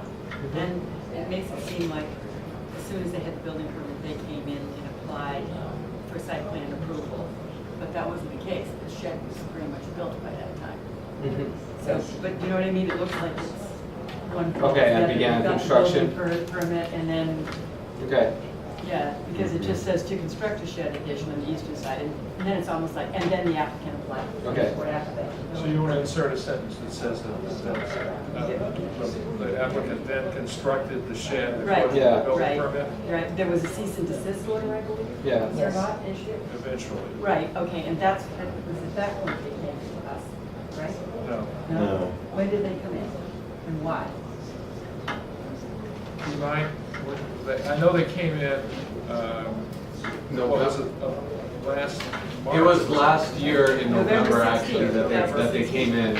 And they came in because Laura came in and asked about the building permit. Okay. And then at that And point, then it was John told them discovered. to cease and they had to come to Okay. for site So plan. there was a Did cease, cease and there was a cease and desist. Okay, Yeah. And then they Okay, did. we ought to add all that. Right, that needs to Okay. be at least one sentence Susan in will there. write about all that. Okay. Otherwise, it just looks like what was the problem. They had the building permit and then they came. They ran out of Yeah.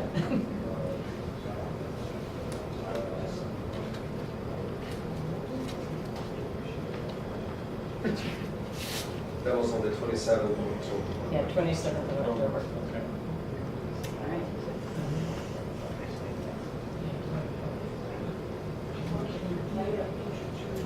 And it's detailed here, it's from Laura John went in Field. And asked what was going on, and then at that point, a cease and desist was issued. It actually states, I don't know who needs this, it actually states where he put that. Okay. Okay. Right.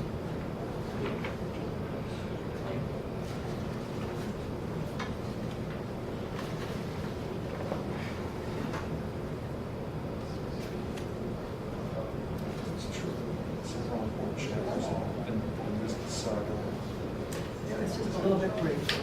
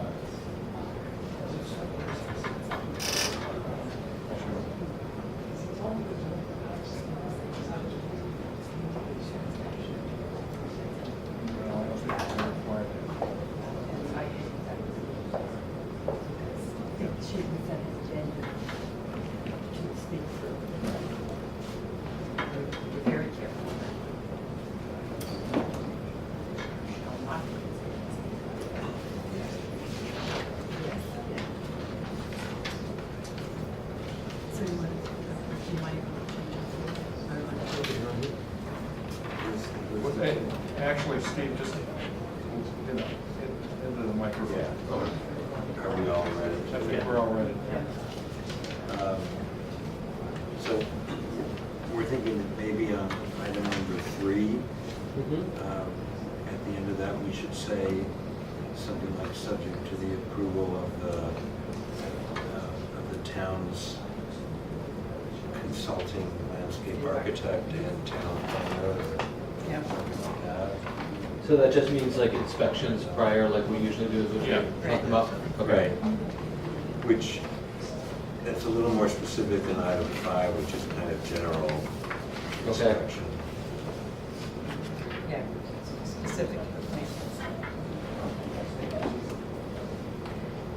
I mean, we could just say the town's landscape consultant.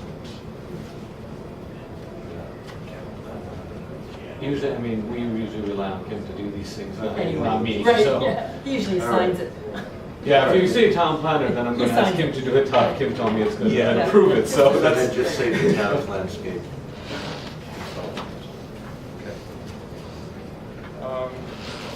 Laura, do you have any comments on it? Yeah, one of the, it's just a minor detail, but the ZBA also waived the fee that would have been attached for keeping, I don't know if it was a daily rate or a monthly rate or there was some kind of a fee. They waived that. I was not allowed to address the Exhibit H, which was letters of support from the neighbors. There were 13 letters. 10 of those 13 were not living in the neighborhood at the time, so they have no idea what the past history is. So only 3 of the existing neighbors had any idea, and 2 of those 3 were proponents of the development across the street from the get-go. And knowing that you used those 13 as a weighted factor,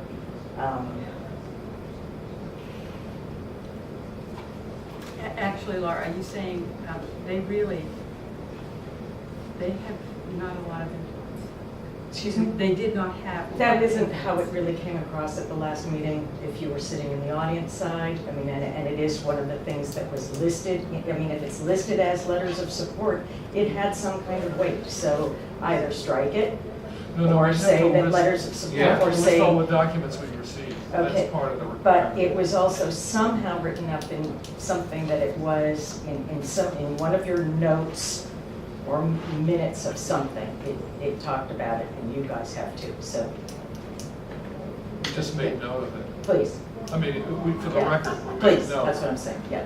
We made note that we received the letters. Okay, but it didn't read that way, and I'm not trying to do it, it just, something I read, it definitely gave the sense that that was a tipping thing, that was an important piece, okay? Okay, well, we're on camera now, and we're saying I know. that Well, it was just an acknowledgement that we received them, that's not an indication of whether we consider them as weighting our decision. Thank you. I think that the last sentence is as erroneous as the word erroneous up in the beginning. And it's a very important point.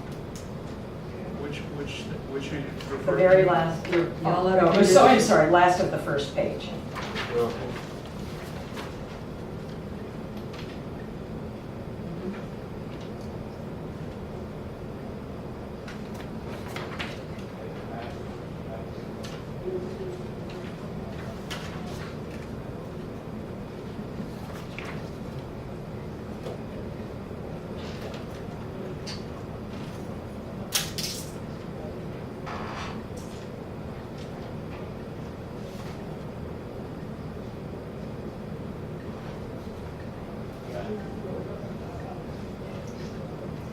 If we go back to the fact that the page, according to John Field, the page was missing from the file. No. Regardless, it's part of the bylaw, so you really didn't need that page. You made a mistake. Yes, I know.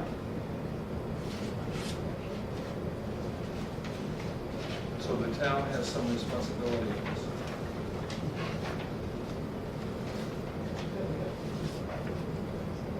I know. So, Did we do anything about changing folder colors or putting anything? Have you done any change at town hall?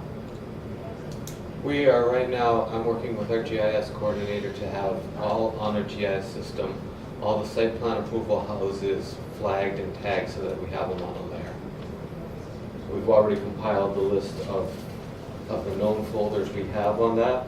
We've compiled a list of flexible subdivisions that we have on that, and then the last step is to get ones that are, reaching way far out there, ones that were built after 1998 that would come under, that don't have that grandfather.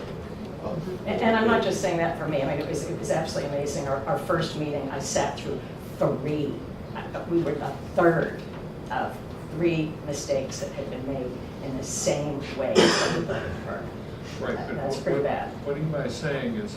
I understand. He's actually. He's doing it. I am agreeing. He's actually included this in his goals for this coming year. Right. And his. I'm just remarking that it was remarkable. Yeah. Yeah. No, it's frustrating, beyond frustrating. It's frustrating and it's expensive. Yeah.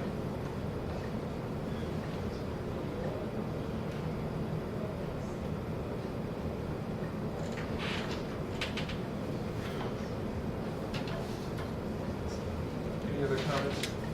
I do have a 2-part comment, and I don't see anything stated here that actually defines it. If you look at the decisions, it says 17 Silver Hill site plan approval, and bear with me, this is going to be a 2-part. From the outset, I have never requested that the addition be torn down. Those words were never uttered from me. I never requested that. I came to you the very first time, and in the sidewalk, each time I said it was the process that I was concerned about.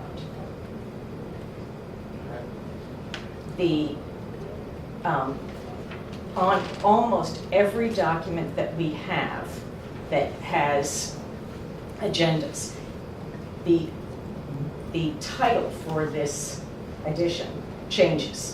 It has been for a long time, it was lean-to shed until you guys got out there and realized, well, geez, this is a little bit more substantial than a lean-to shed.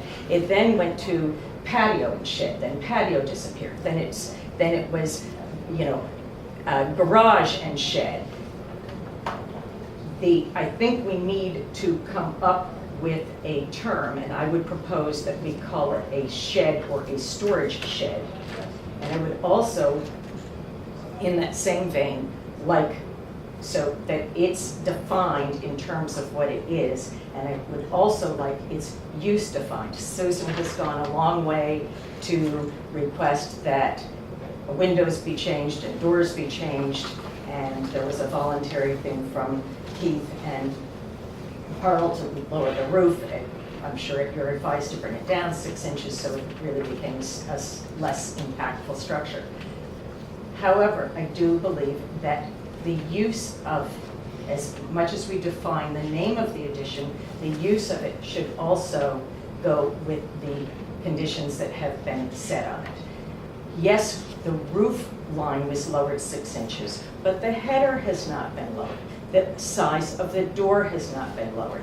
Yes, it cannot have a sliding garage door on it, but I would like there to be language that says that this is a storage shed. A shed that may not be used as an storage for automobile or vehicle. And I don't mean like a lawnmower, but I mean a car or a truck. It may not be modified to be used as a 3rd bay garage, and it may not be marketed as a 3rd bay garage. A 3rd bay garage would never, ever have been approved by you people in the beginning, or the ZBA, or any of what we were doing. This is still legally the size of a Massachusetts garage. It's 12 by 22 or whatever that figure is. It comes out exactly to the header would still allow it. I do believe that that's something that could be granted. I think it's a reasonable request. We're just trying to think. We don't usually get involved in use. Yeah.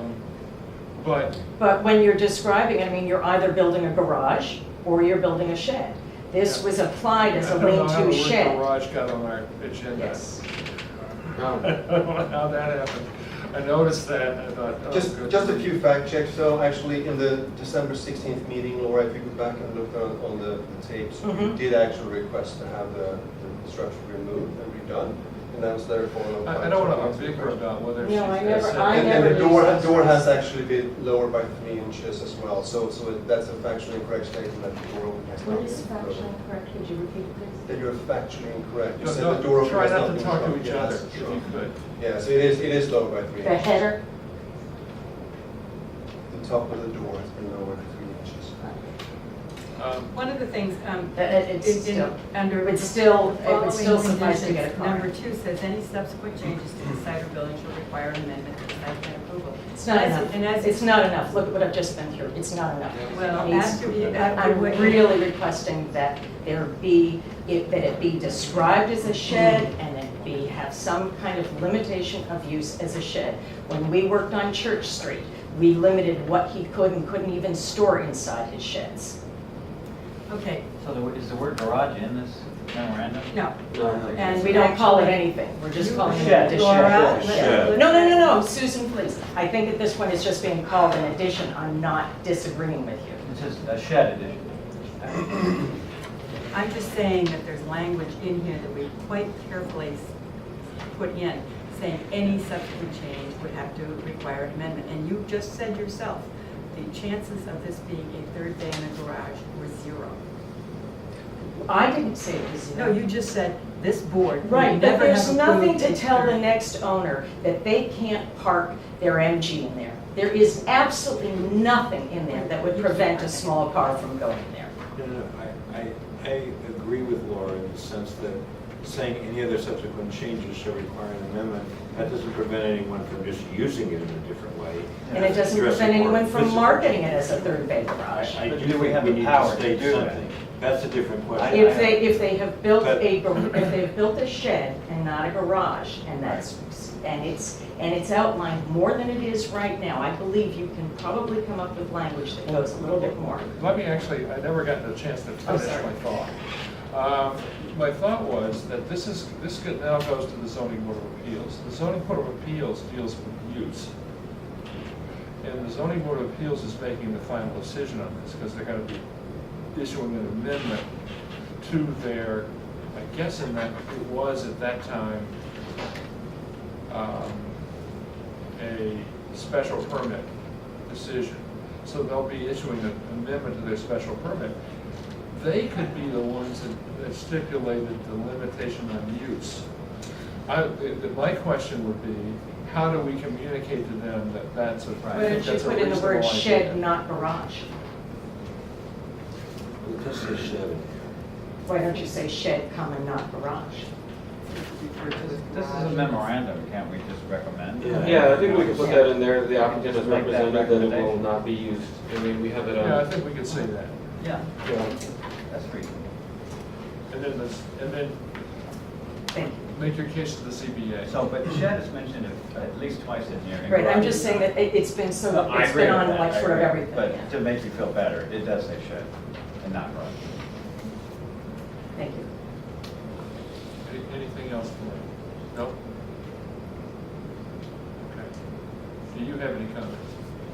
No, I mean, before I only had one comment, actually, bullet number 4, I was just curious, but any permits issued in areas will not consider mitigation factor in future amendment applications. That's actually a global statement for any applications. It's per se not tied to our process, right? I mean, it's a generic statement across the board. It applies to us as well, but I was just curious why that wasn't specifically laid out to this process. Because we're sitting here after October. This is now September, I agree. almost a year. Trust me, I Talking know. about an error that was made, and we're not going to do that again. Right. No, I understand. And you're right, it would apply to anybody. Yeah, It's correct. one of the reasons we're It's working redundant. very hard. Absolutely. I think that is the point. Some of you are correct. It's a redundant statement because that's. But we are making a bit of a statement because of how No harm long in this it. has taken, Yeah. the acrimonious tone of the entire thing, and just that we're tired and we're never doing this again. No, trust me, I will never do this again. Otherwise, I'm fine with it. Okay, so, Yeah, I move that we approve this memorandum With the recommendations. with recommendations modifications. and modifications to John Field and Second. All in favor? Aye. Unanimous. there we go. Okay. Everyone's recommendation. Trailside Road. Okay. Request for a waiver of the public hearing for an addition of a garage on a property abutting a scenic road. Okay. Are you the applicant, sir? I'm the engineer. You're the engineer. I'm the owner and applicant. You're the applicant. My wife, we're here, et cetera. I don't remember ever having gotten a request for a waiver. What's that? What is It is this? a public What is hearing. this? It's a meeting, isn't it? This is a meeting, yeah. It's not a public hearing. This isn't a public hearing, no. This is a planning board decision, so it's new business. It's not a public hearing. Okay. He's just requested, according to the planning board rules, you can request a waiver from the public hearing process. That's what they're requesting. It's a new one for me. Yeah, it's not often. I've only been doing this for 20 years. We've never had a request for a waiver from a public hearing. This is a new trip. Okay. What we're actually, my name is Robert Foxon, I'm from Carrier and Howell Engineering. And the owner of the property is Paul here with my wife. What are the grounds? Well, I wasn't waiver. Really, we were just looking to, the requirements for a site plan are very extensive with regards to landscape architects and everything. Why would we waive it? Well, I'm just gonna, well, you have a copy of my letter that I explained Yeah. the process? I don't know. You mind if we? Nope. I can read it if you'd like. It's okay.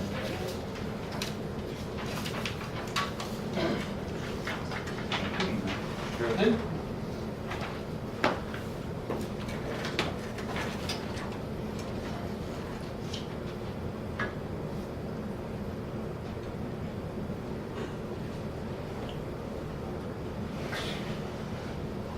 What is section 11 G say? The planning board may waive compliance with the public hearing requirements if some or all of the submission requirements set forth herein for that project require less comprehensive review because they have a minor impact on land use. The size of this garage being considered is less than 1%. It's actually. It doesn't say we can waive the public hearing. No, I It never, says I we can never waive requested. conditions. Correct, that was not, You're not requesting a waiver? I did not for the request a public waiver, hearing. request a waiver to the public hearing. I requested a waiver, Well, what is it we're doing tonight? trying to get approval for the construction of. Wait a minute. No, that's not what, I mean, you're requesting a waiver from the full site plan and scenic review process. road review Well, process. Well, yes, okay, so we're looking for the full process, meaning, when you and I sat down and you went through all these Yeah. items with me, I mean, they were very extensive to, you know, for a project this size, photometrics, decibel level of sound, you know, site view from the butters for this particular thing, where it's just a small garage, that he was building 700 square foot garage. So the idea is to show the board what the proposal is. We can't review it. This is not a meeting this is a request for a waiver from the public hearing. I mean, what you're, I don't see what grounds we would have to review. We submitted a full package. We submitted a site plan review package. we have submitted that with a fee and everything. But I told you that one was incomplete. Correct. And to the extent that I don't know what we're doing. then you were seeking this additional information, that was Yeah. the information that we're seeking waivers Okay, so from. you sent me a letter saying you were requesting waiver from the full site plan and scenic road review process. So which means Well, we did years ago. you don't want to go through this. It's not specific as to what parts you want to waive or what pieces you want to take off. So this is basically asking the planning board to waive the hearing process. That's how I had to interpret it. But that's what he says, in fact, in his letter. Yeah. He says he's trying to waive from the review process.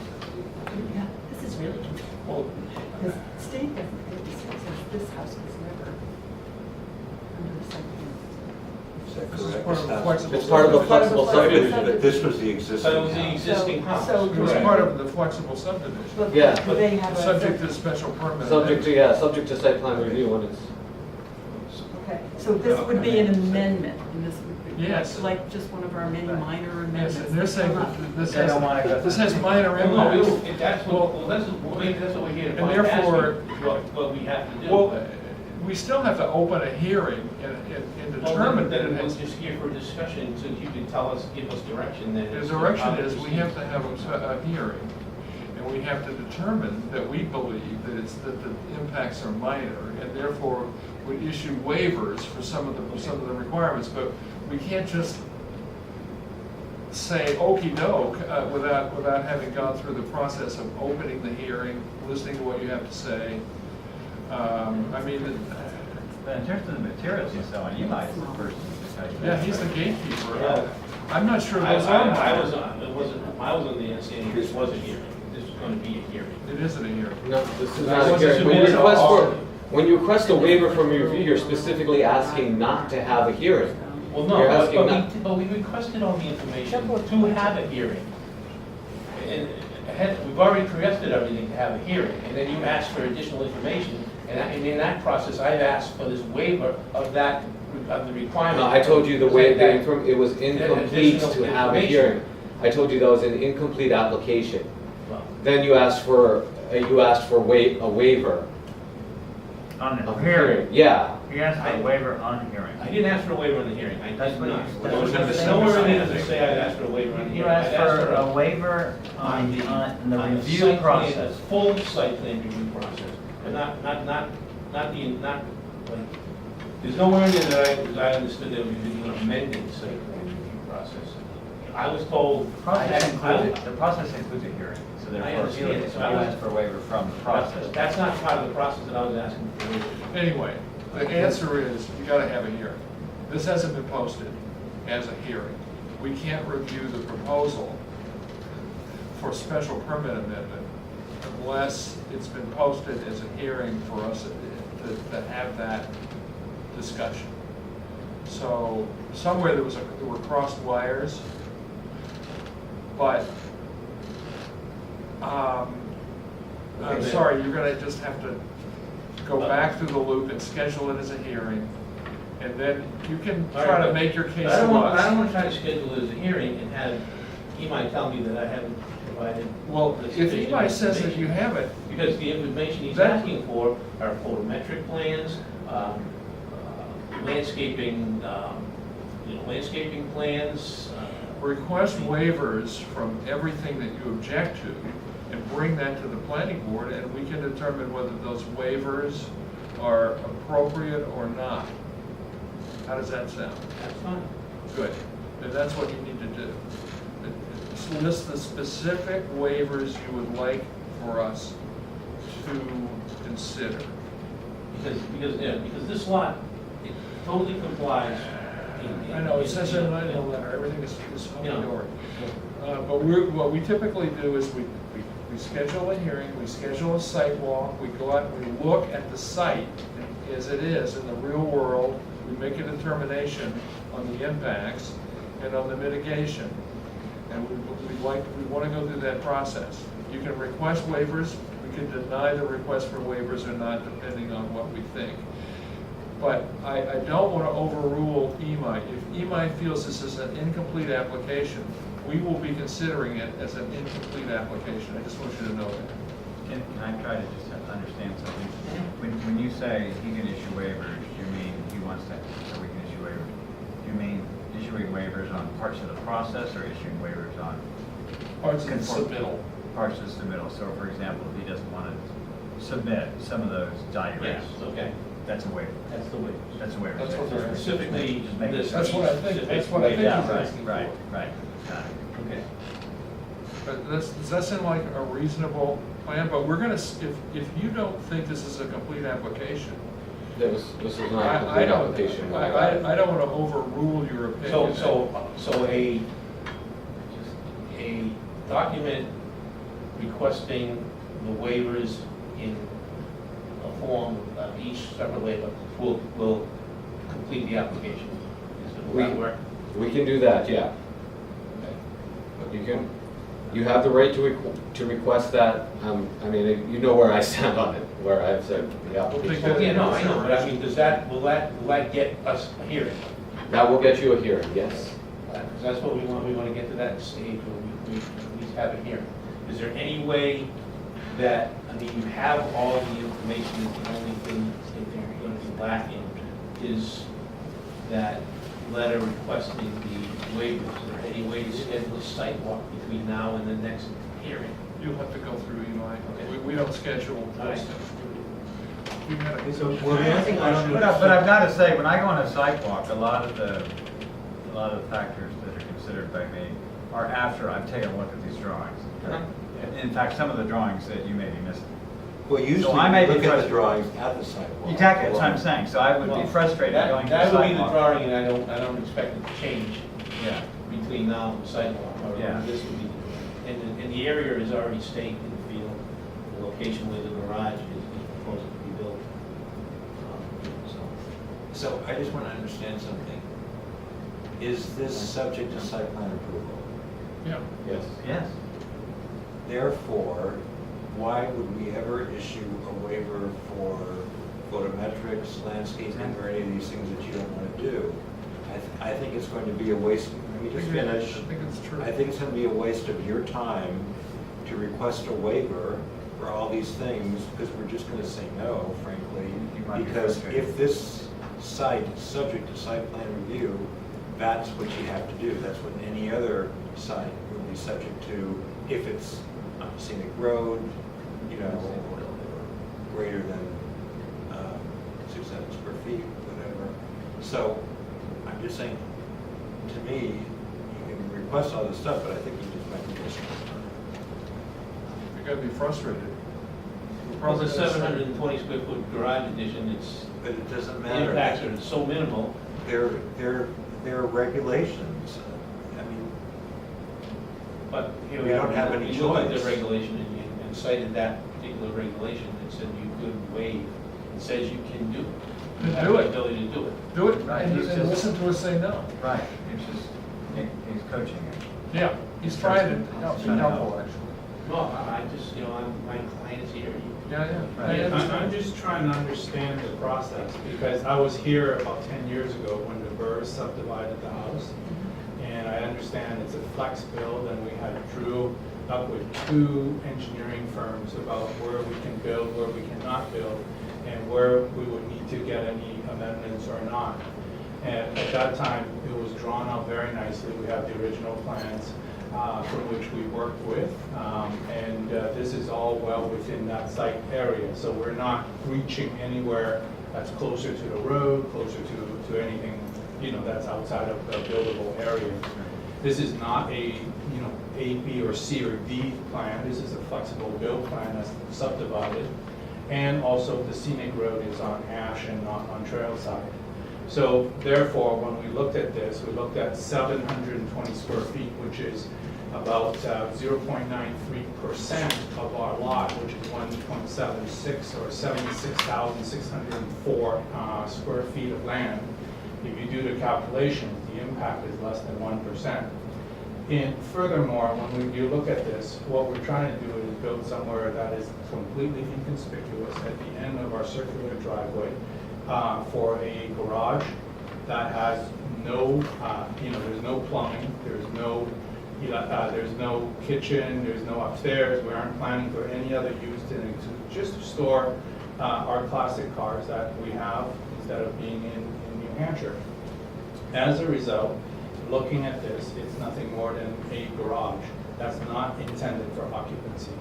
The space is small, the variances that we looked at and the bylaws, it appears it's subject to interpretation, of course, and my interpretation looking at this is it's minimal use. We could ask for the waiver of all these things. Have you got architectural drawings? I don't We know what do. the building We looks like. have architectural drawings, we Here's have what I site would- here's plans, what I would we have suggest. everything. Here's what I would suggest. Yeah. Schedule the public hearing.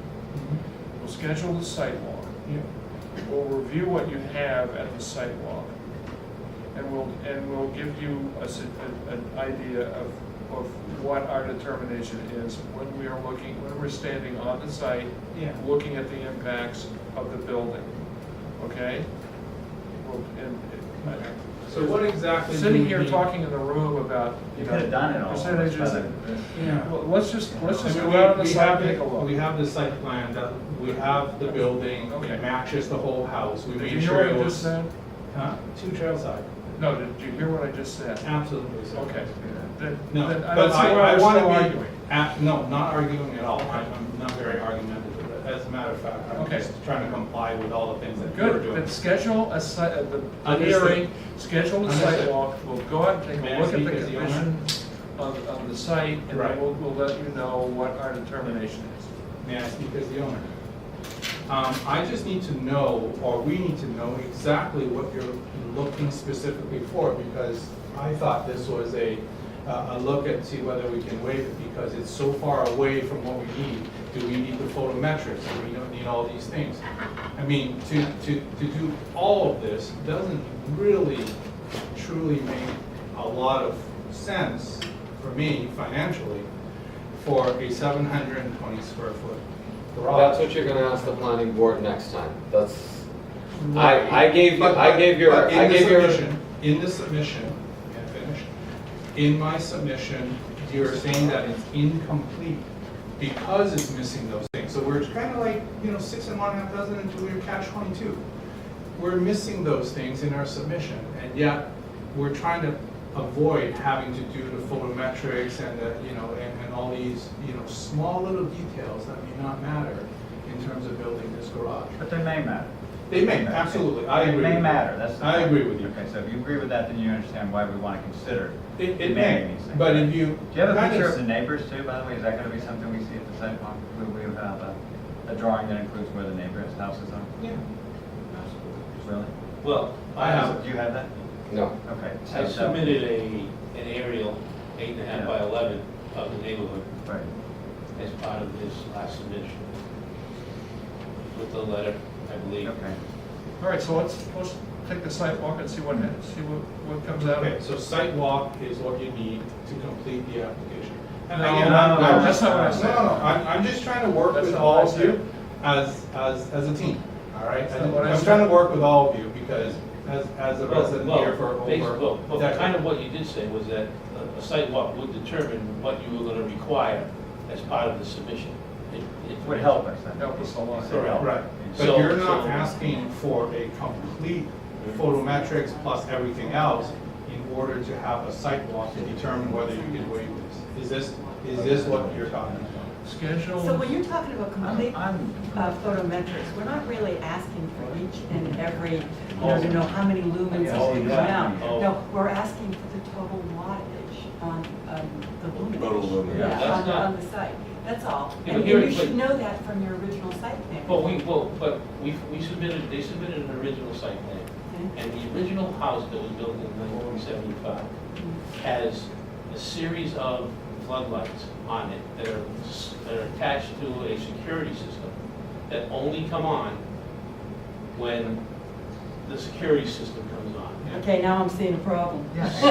You're right. Okay, there it So- goes. but- We don't actually allow floodlights. I know, but they, When they built it in 1975, Mr. Burr had his house with a 12-volt Yeah. system. Okay, That but is we're not something reviewing scary. anything tonight. We're not Well, no, reviewing I- it. But it's 10 o'clock and we're not reviewing So we were anything. told that when we did the photometrics plan, we told all the floodlights have to go on the existing house. There you go. Well, but that's what we're trying to waive. Those are the kind of waivers that we're looking for. Yeah, I know, but that's gonna be. So if obviously, that's what I'm saying, so if that's an issue, you're telling us that that would never, that's not gonna apply. So here's the thing. Why do we want? The new garage is not gonna have any lights on the outside. I'm not modifying anything on my current house. This is a completely detached building. So I'm just trying to build a garage to put my cars. They're simple, they're storage, beautiful cars I put on the lawn. I show it every I year. actually understand all that. Yeah, that's all. But this is a special permit. Okay. And it comes before, and because of that, there are certain rules and regulations that we adhere to, and. We have a responsibility. Right, Yeah. and it's an equal application. This is what we do to. And all Why I'm are you looking. smiling? Yeah. Why am I smiling? Why are you smiling? I was saying that, you know, by the time you're done with your garage, Oh, I you might agree. even consider moving because it's gonna be so expensive. No. Yeah. I mean, this. And I'm a this real is- estate agent, Floodlights? so that's why I was not. Floodlights? Really, Diana? You think that? It could be, yeah. I mean, I just don't know how much No, they're I mean, expecting to spend. Well, you know, the way it was explained to me was that he applies to build this garage. By doing that, his entire property becomes open to scrutiny to whatever goes on. And Oh, allow- I built it in We have a They don't- responsibility to do that. Right. Because the You know, federal. so if there's floodlights It's on the the house, they bylaw. follow. This is But what we're if here to you- do. If there's see an any house existing in generator, town. and you so, well, that could be checked, and if the decibels exceed, that could be a problem. Yeah. Yes, That's right. correct. So Those are actually the Right. zoning laws. so. I just that's don't the issue. want to do anything to the existing house. And unfortunately, the I'm house, not the doing house anything is on a to the lot that existing is, forms in every way, with zoning, setback, frontage. That particular lot, the only reason that lot is linked to a flexible development was because the second lot that was created couldn't be created with the required frontage unless it was part of a flexible development. You know what, we understand. all Yeah, take an understand oath that. to comply with the bylaw. That's what we have to do. You might know these details End as of well as story. we do, by the way. No, I know. We'll have I'm long just saying, conversations. it's just a frustrating thing, you know, it's frustrating about trying to build this garage. I would understand that. But, you know, we don't want to go and have to renovate his entire home's property just because. But you see, the thing is, you don't actually know if it's involved renovating the entire house. Well, you already said the floodlights would be allowed. But that That's not doesn't fair. really, that Well, really doesn't sound Pretty as like. minor stuff. Yeah, that's pretty minor. Yeah. I mean, it isn't like, you know, you have to decrease the size of your house and change. Once again, that's why people come before us, and we do the Yeah. sidewalk and see, you know? Well, the main Contrary thing to is, what the I realtor in the just- back of the room is saying, I wouldn't necessarily. Yeah, I basically want to work with the town, obviously, because I've been here for quite a long time now. And I just want to have a little garage that's built, and what is the best way to get it done appropriately, that complies with the bylaws, complies with the rules, but in a way that is financially feasible without going overboard. Because otherwise, buy another house, just like our realtor friend over there has said. Right? But that doesn't make sense to me. I love where I live, and I like to live there. So I have the land, this is less than 0.93%, and just by the numbers, you can calculate it's relatively small. So therefore. Well, actually, we're not covering any new ground at That's this fine. point, because we've Oh, all There's heard. 3 this times I've before. heard that. Yeah, so I Four think times. Come the on. Yeah. discussion's I probably think- pretty. But I also Yeah. heard it 3 times, that what you guys Yeah. wanted to do. Well, it's just that So- this So we're is gonna the need to engage. I think rules. we're done. We're done, Then we're yeah. done. So, but That's it's fine. worth making an appointment, you know, and we'll go out and we'll visit, and you can determine whether it's just gonna be too expensive to comply or Yeah, not. could be, maybe not. And it may not, I right. don't- It I may don't be think very I reasonable. consider selling my house over the floodlights. Either would I. It may not be as extensive as you think. I think you'll figure it out, actually. Okay. I think you'll. Thank you. Thank you very much.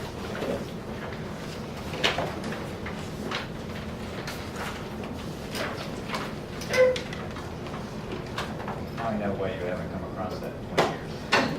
I've never seen that. We'll get your card. Sensical. You make a quick decision based on nothing. Yeah, it's like that. Minutes, do we have minutes to approve? Yeah, one set. We got one set from, that Tony reviewed from Boy. 29, Back in March. I remember it well. Are you here for something else, Jonathan? with one change, yeah, Jonathan has a question. Bylaw interpretation. Oh, boy.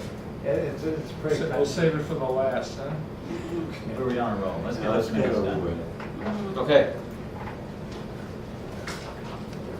You wanna, Oh, yeah, I can pass it out to.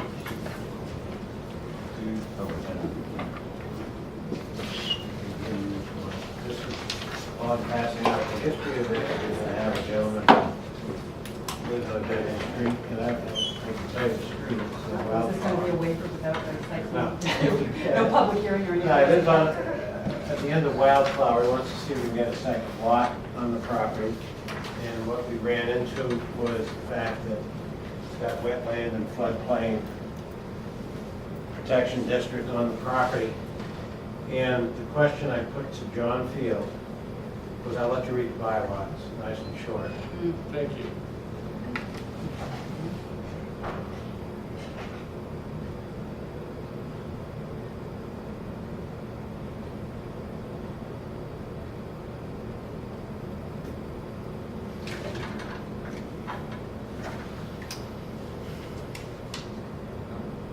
So what's the question? The question was, on determining the 20,000 square feet minimum, this lot has 30,000 feet, that's not in the floodplain, but it's not contiguous. The biggest portion it has that's contiguous is 16,000 square feet.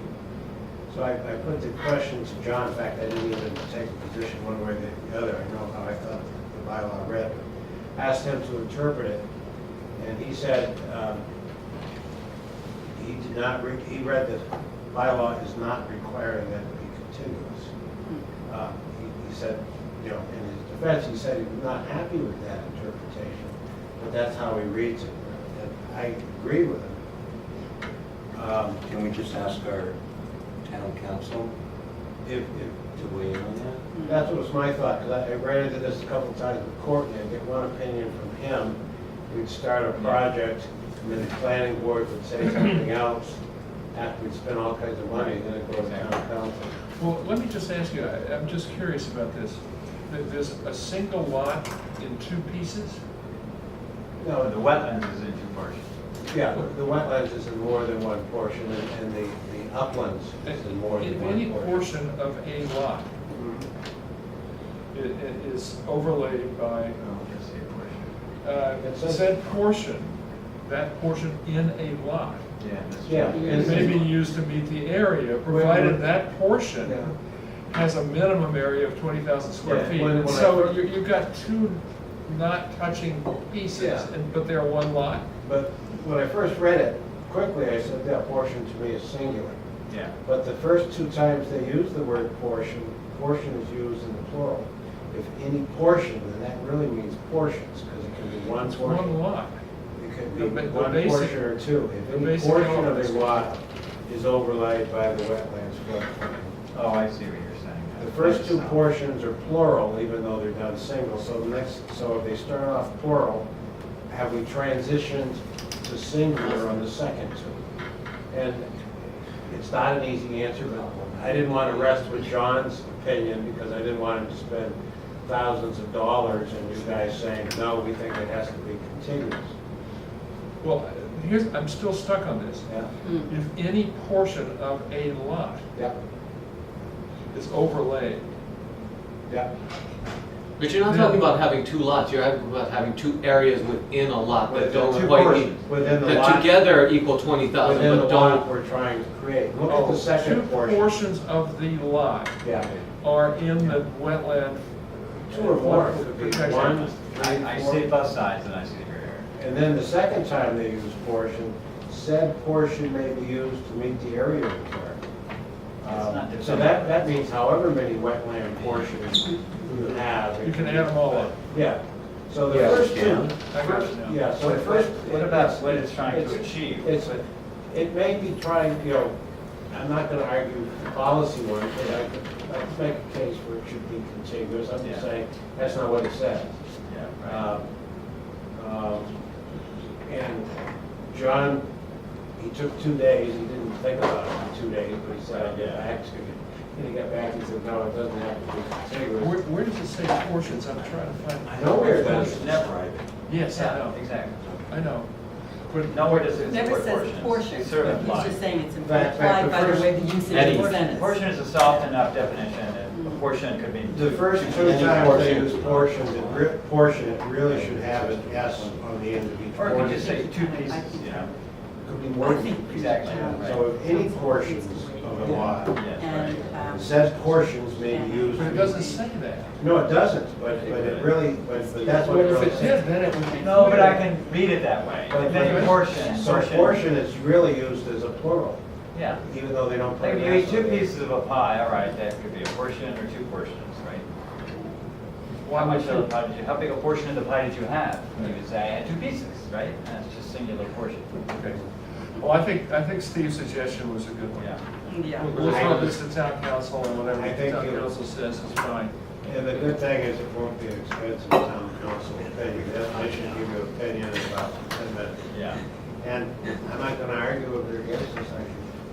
I think it says plural, but I can certainly make a case for singular. All right. All right, thank you very much. Logic. Thanks for that exercise. That was different anyway. The difference without a Okay. distinction. Approved minutes. Approved minutes. Or distinction without a difference. That's what Yeah. Tony has reviewed the 329 minutes and given me one edit on it. Yeah. So, I'm sure that's. I move that we approve the minutes from March 29th per Tony's review and revision. Second. all in favor? Aye. Unanimous. All right. Last thing to bring up is the town planner report. What about the? How about the A&R lot report? That was Jonathan. Oh, okay. And what about what's going on with the 20th? That's unfortunate. With what? Oh, the 20th is Rosh Hashanah? Yes, it So is. how would sort of an impact would that have on people trying to attend that meeting? I don't know, honestly. You know, throughout the town? Looking at scheduling this, we had 2 gap weekends in September, the 13th and the 20th. The 13th is the day the ZBA hears one for Boston Post Road. So, I didn't want to split interested housing parties between the 2 of them. Then I figured, I would want to go and argue our case for Boston at the ZBA as well. I realize that there's no There's no ideal time. Yeah, there's no ideal time, given that, we had the 13th or the 20th, and originally we were trying for the 13th, trying to do it sooner, but when that scheduling conflict came up, You do it on the 19th? kicked it out of there. Yeah, would it have to be on a Wednesday? I mean, it's fine if, I don't know if it would affect other people. I'm sure that it would affect many people. At It's this a trouble, point, you know? the trouble is, a lot of people have seen this on the town website. Yeah, so in fact, we have. The this is- 20th, you mean? Yeah. Yeah, So this is if we noticed, change right? it to the That's already been 19th, noted. then, Yeah. Yeah, it's pretty close. Just Right. leave it. Yeah. Sure there'll be a lot. well, there'll be complaints either way. If we change it to the Right. 19th, then Yeah. there'll be complaints Yeah. that we're switching it around. Yeah. Okay. Okay. Can't win for losing. I mean, I suppose if you got a ton of complaints, you could change it. Yeah, it's. Well, the other thing to do is if we got a ton of complaints at that Which I don't meeting, think you will. we could continue to like 2 days out Mhm. and agenda the next for a continuance if we really needed to. We'll find it. That's true. That day. Yeah. Good point. Okay, so the rest of these, we're coming up on site visits. Next week, Tuesday, we have 2 site visits, and we're going to go and site visit the old library. I did have to back those just because of the number of applications we have right now. The 19th, 441 Glen, we talked about public hearing, and the 26th to be Blackout, and then a regular meeting. Coming up at the end of October, I'll bring this up now since I just saw it on my APA bulletins, is the Southern New England American Planning Association conference. That's our regional APA chapter conference. That's usually, I've been to that conference now the past 2 years. Last year was good, the year prior was better, but it's usually a good and worthwhile conference to go to. I was planning on going unless a member of the board wanted to go. You don't have to decide right now. Registration is Go for it. 13. You're the man to go. Okay. You're the guy. Yeah. Then we'll do like we did last year. I will go. For some reason you don't want to go? No, I actually think it's a good conference. I do want to go. But I do feel like I want to be fair and, you know. So there's give only up. one, they only allow for one person to go? No. We We Probably could, all go. but So it's, we could look at the agenda and say there might be a couple things. yeah, there's also like one day ones too, that if you wanted to go to those, you know, let me know if you want to go. There's a traffic discussion, I might be interested. Okay. The water master plan, we had an internal kickoff meeting for that where we discussed the scope of, you know, revisited the scope of what we want to accomplish with the water master plan. A lot of it comes down to basically, again, looking at a source and usage issue. We talked a lot about actually what happens on the back end with absorption, septic systems, absorption into the water table, what happens when water is absorbed by irrigation systems. And, you know, very knowledgeable people, including, you know, our conservation agent, our Board of Health director, weighed in and said, you know, we know something's happening, but it's very hard to pinpoint this data. One of the, you know, very interesting points we got from Michelle Grisenda was that one of the reasons wetlands are expanding isn't necessarily more water or runoff going into them. It's that the infrastructure that was built, you know, in the days when they drained wetlands has been taken out or is eroding, It's it's not allowed not to be maintained. rebuilt and maintained. Yeah, so wetlands are coming back. They're expanding because that's what they used to be, and the structures that drained them are going away. So, you know, it's hard to point to any, you know, one cause. That said, you know, we do have plenty of impetus to look at our water usage nonetheless and how we use it, and, you know, looking at sprinklers. And there is within the town a lot of backing to, at least within town hall, a lot of backing to study that issue. And then the whole thing with Tom pointing out they're instituting a new water metering system. Yes. which They can literally pick out exactly which properties. And they're, you know, using vast amounts of water in the column. And Say what? Say you're using vast amounts of water. And Yeah. except for like the golf courses and things, they said people have been very responsive. Oh, just noticing. Yeah, just noticing, you know, it's hard to notice when you're maybe not there. Right, And you're yeah, not- in the summer, yeah. Right. Yeah. So, but that was positive. Yeah. Yes. Are you on that? Yeah. Oh, that's nice to know. No, it's great. Yeah. What is it? I'm jealous. Water master. I want to go. Who's there? I want to be there. Yeah, we can come on. Come on again. Just Good time. drop in. You looking for a formal invitation? No pun intended, drop in. Maybe copper plate or? Legislative You were updates. hereby invited. We still do have the zoning reform bills going through. I believe it is not as impactful as the last form. It's softer up front, this latest legislation. But it kind of does defer some of the fight we would have had, I think, because it now speaks of you have to have reasonable opportunities for multifamily development. And though the reasonable call is being deferred to DHCD to either give guidance, rules. So we're going to have it. What is DH? Department of Housing and Community Development. And, They run 40 days. Yeah. oh, Yeah, so that's, Among other things. so that's where so I'm not as concerned about the legislation necessarily right now for Weston. I'm concerned about what happens when the rules start getting written Yeah. up. I'd rather have it be a law than Yeah. Right, up for The interpretation. Yeah. bureaucrats in Boston telling us what we can do. Right, bingo.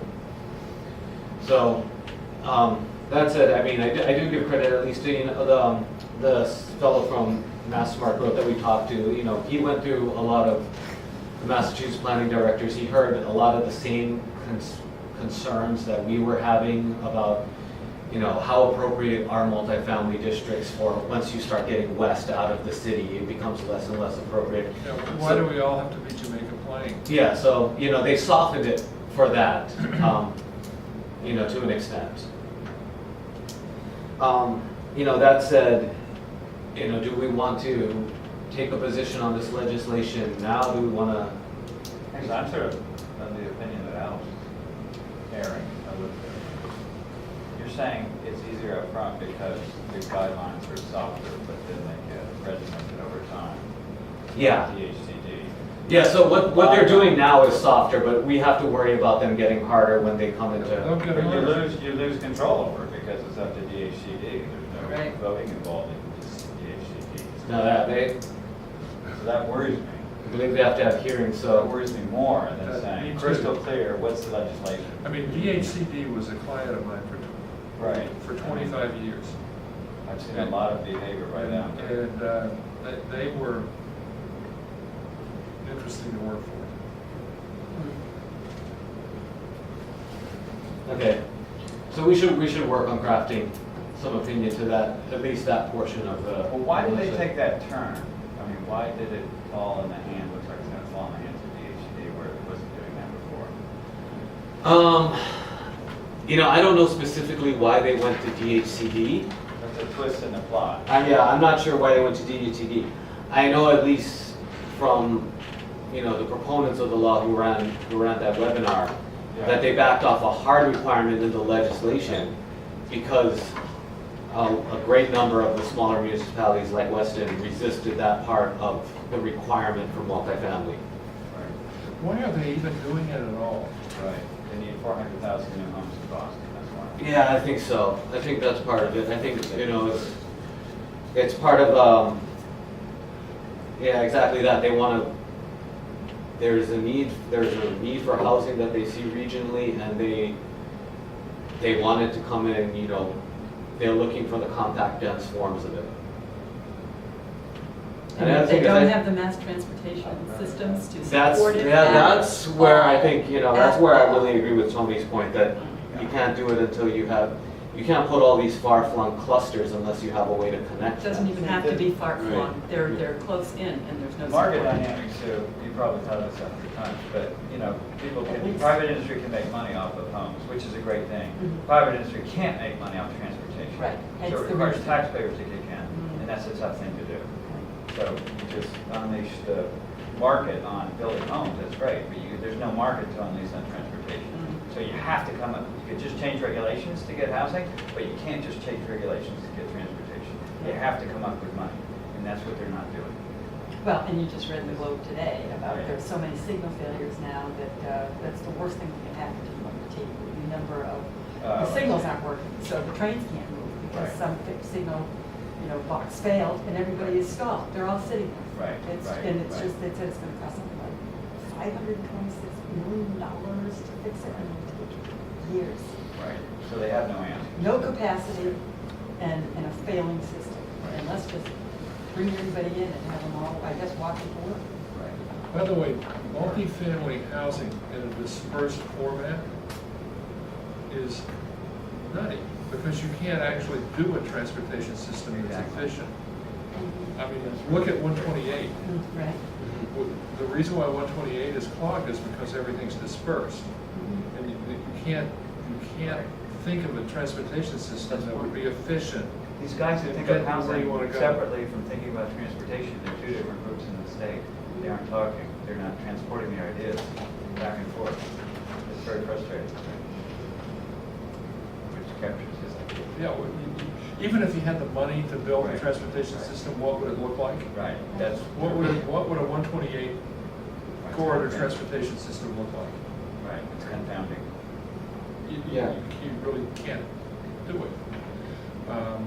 Because everybody is going you know, everywhere, so you don't get the concentration you need for mass transit.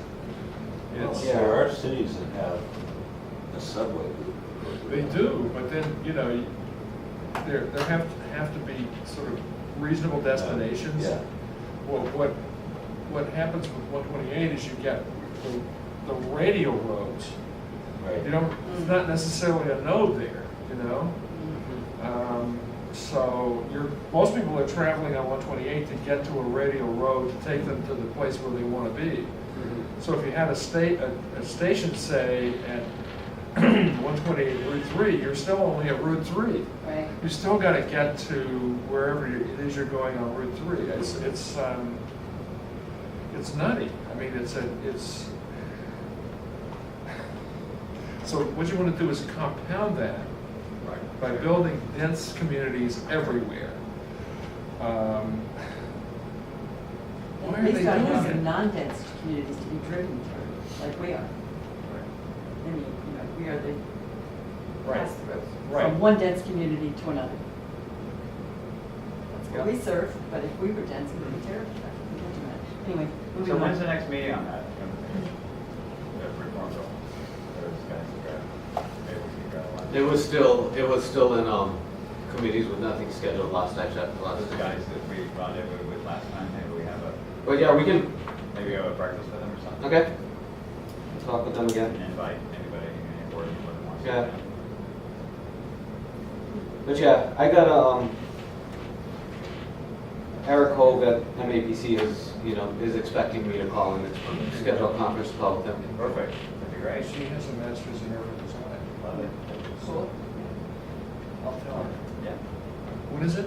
You're gonna have to find out. Yeah, I'm gonna. Okay, other than these, these are pretty much all covered. If there's any, CPC town center updates, any of those we wanna Haven't met. cover? Town center has been done. Okay. Yeah, CPC doesn't meet until it's 2 weeks. Okay. All right, then, that just pretty much covers town planner report. Anything else? We did the minutes, we did that? Yeah. No, we are good. Great. I move that we adjourn. Right at 10:30. Second. All in favor? Okay. I